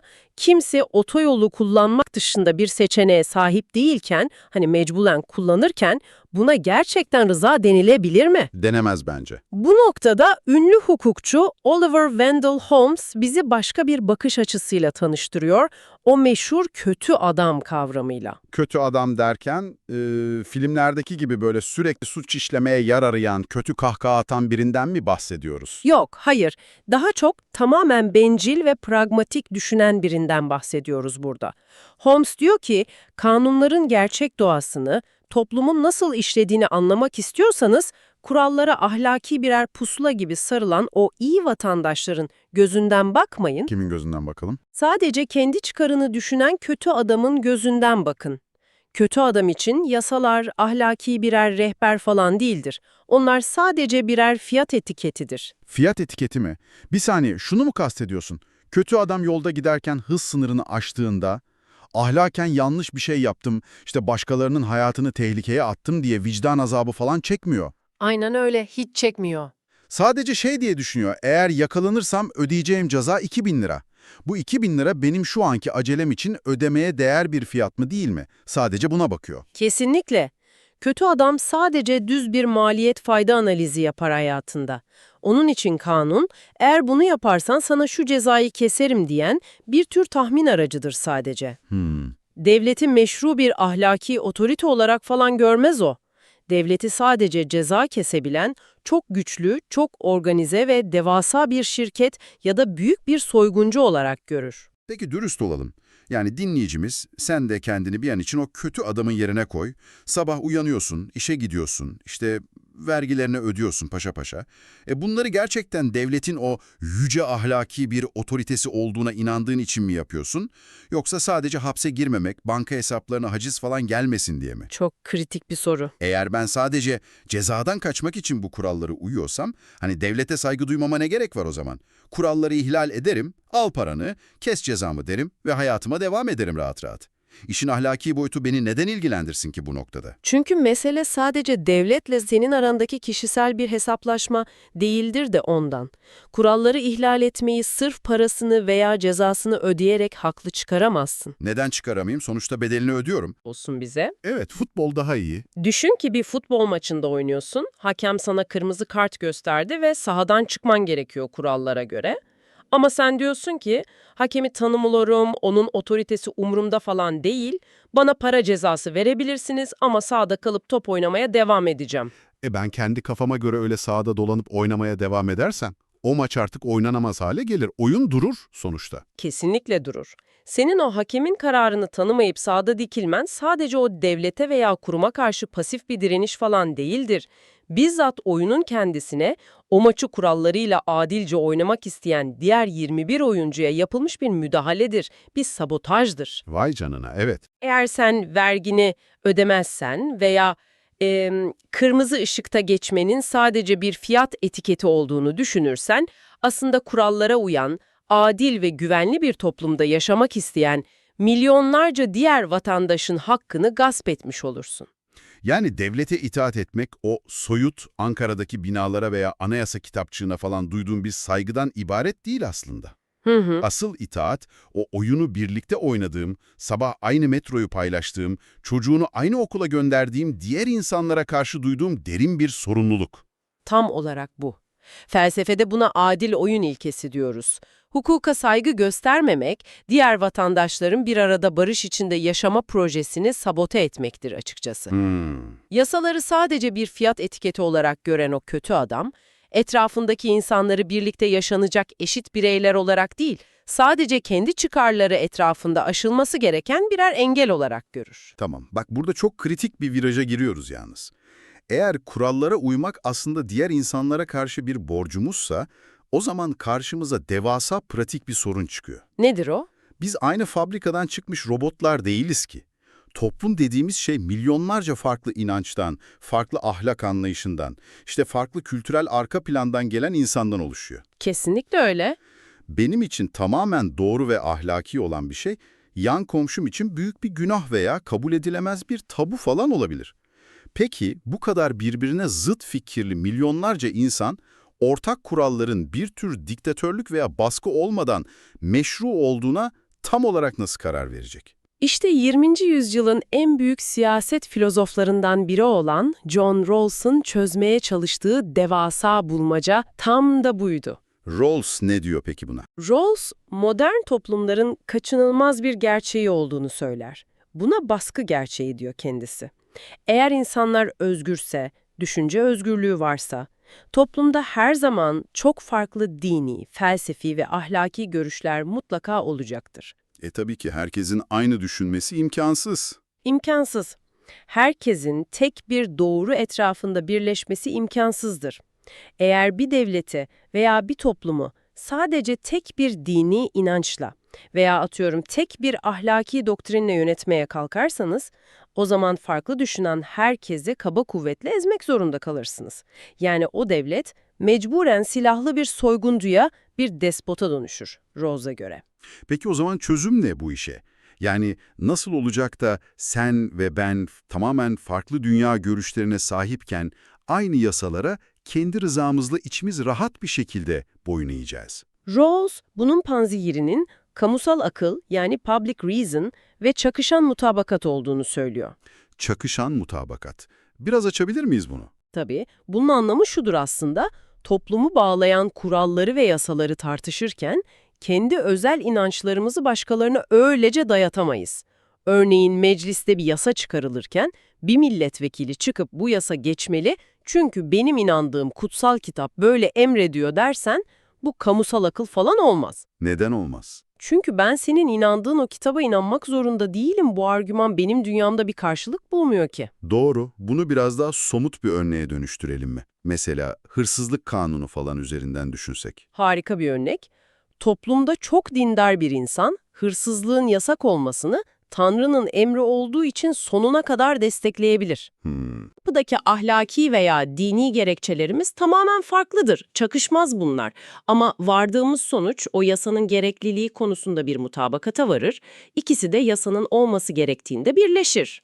Anladım. İşte biz kurallarımızı birbirimizin o en özel inancına saldırmadan, hepimizin ortak değerleri olan özgürlük, eşitlik, kamu sağlığı veya adalet gibi kamusal siyasi nedenlere dayandırarak koyduğumuzda o gerçek meşruiyeti yakalarız.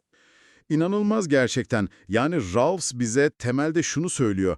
Kurallara sırf polisten, cezadan veya cehennemden korktuğum için boyun eğdiğimde karşımdaki insanları sadece kendi yolumdaki engeller olarak görüyorum demektir. Evet, Ama ben o kuralları kamusal akıl süzgecinden geçirerek, hani sadece kendim için değil, benden tamamen farklı inançtaki o komşumun da eşit ve özgür yaşama hakkını tanıyarak kabul ettiğimde, o zaman o yasalar boynumuza dolanan bir zincir olmaktan çıkıyor, bizi birbirimize bağlayan görünmez bağlara dönüşüyor. kesinlikle. Eğer yasaya gerçekten saygı duyuyorsan aslında o soğuk devlete değil, o devleti oluşturan vatandaşların onuruna ve eşitliğine saygı duyuyorsundur. Çok iyi. Birbirimizi eşit varlıklar olarak tanıma meselesi tam da budur. Kant'ın bahsettiği o güç, Rawls'un kamusal aklıyla birleştiğinde, devlet artık o can kurtaran salındaki silahlı adam olmaktan tamamen çıkar. Gerçek anlamda bizim kurduğumuz adil bir oyunun hakemine dönüşür. Ne yolculuktu ama. Yani sevgili dinleyicimiz, bu derinlemesine incelemenin başında haritamızı nerede açtığımızı bir hatırla. İşe o anarşistlerin sarsıcı silahlı adam analojisinden başladık, devletin gerçekten cebimizdeki paraya göz diken bir soyguncu olup olmadığını sorguladık beraber. Oradan epey yol aldık. Oradan kaba kuvvet ile otorite arasındaki o ince çizgiye geçtik. Devletin sadece bedenimizi değil, vicdanımızı da o önleyici nedenlerle tekeline almaya çalıştığını gördük. Aynen öyle. Sonra o kötü adamın dünyasında yasaların sadece birer fiyat etiketi olup olmayacağını tartıştık. Futbol sahasındaki o inatçı oyuncu gibi kuralları ihlal etmenin aslında devlete değil, bizzat birbirimize attığımız bir kazık olduğunu fark ettik. Adil oyun ilkesi. Evet. Ve nihayet devleti o karanlık sokaktaki soyguncudan ayıran asıl büyülü şeyin, hani o meclis binaları, polis üniformaları veya joplar değil, sadece ve sadece bizim birbirimizi özgür ve eşit bireyler olarak kabul ettiğimiz o ortak saygı zemininde yattığını keşfettik. İşin özeti gerçekten tam olarak bu. Bir devletin hukuken ve ahlaken meşru olması, vatandaşların o kamusal akla ve birbirlerine duydukları karşılıklı saygıya bağlıdır. Kurumlar tek başına bir devleti haklı falan yapmaz. O kurumlara can veren bizim bu ortak inancımızdır. Evet, devleti soyguncudan ayıran yegane şey, senin ve benim ona olan inancımız ve birbirimize olan saygımız aslında. Peki ya o saygı biterse? İşte o en korkutucu senaryo. Dinleyicimiz. Eğer meşruiyet dediğimiz şey tamamen bizim birbirimize ve o sisteme duyduğumuz saygıya bağlıysa, insanların adalete olan güvenini, birbirlerine olan saygısını tamamen kaybettiği bir toplumda ne olur? Çok şey değişir. Anayasalar yerinde dursa, işte polis üniformaları ütülü olsa, meclis binaları hala parıldasa bile, devlet o sözleşme ruhunu kaybettiğinde sessiz sedasız devasa, yasal ve çok iyi organize olmuş bir soyguncuya mı dönüşür? Bir sonraki trafik cezası makbuzuna bakarken bu soruyu aklının bir köşesinde tut bence. Bu yolculukta bize katıldığın için teşekkürler. Bir sonraki incelemede görüşmek üzere.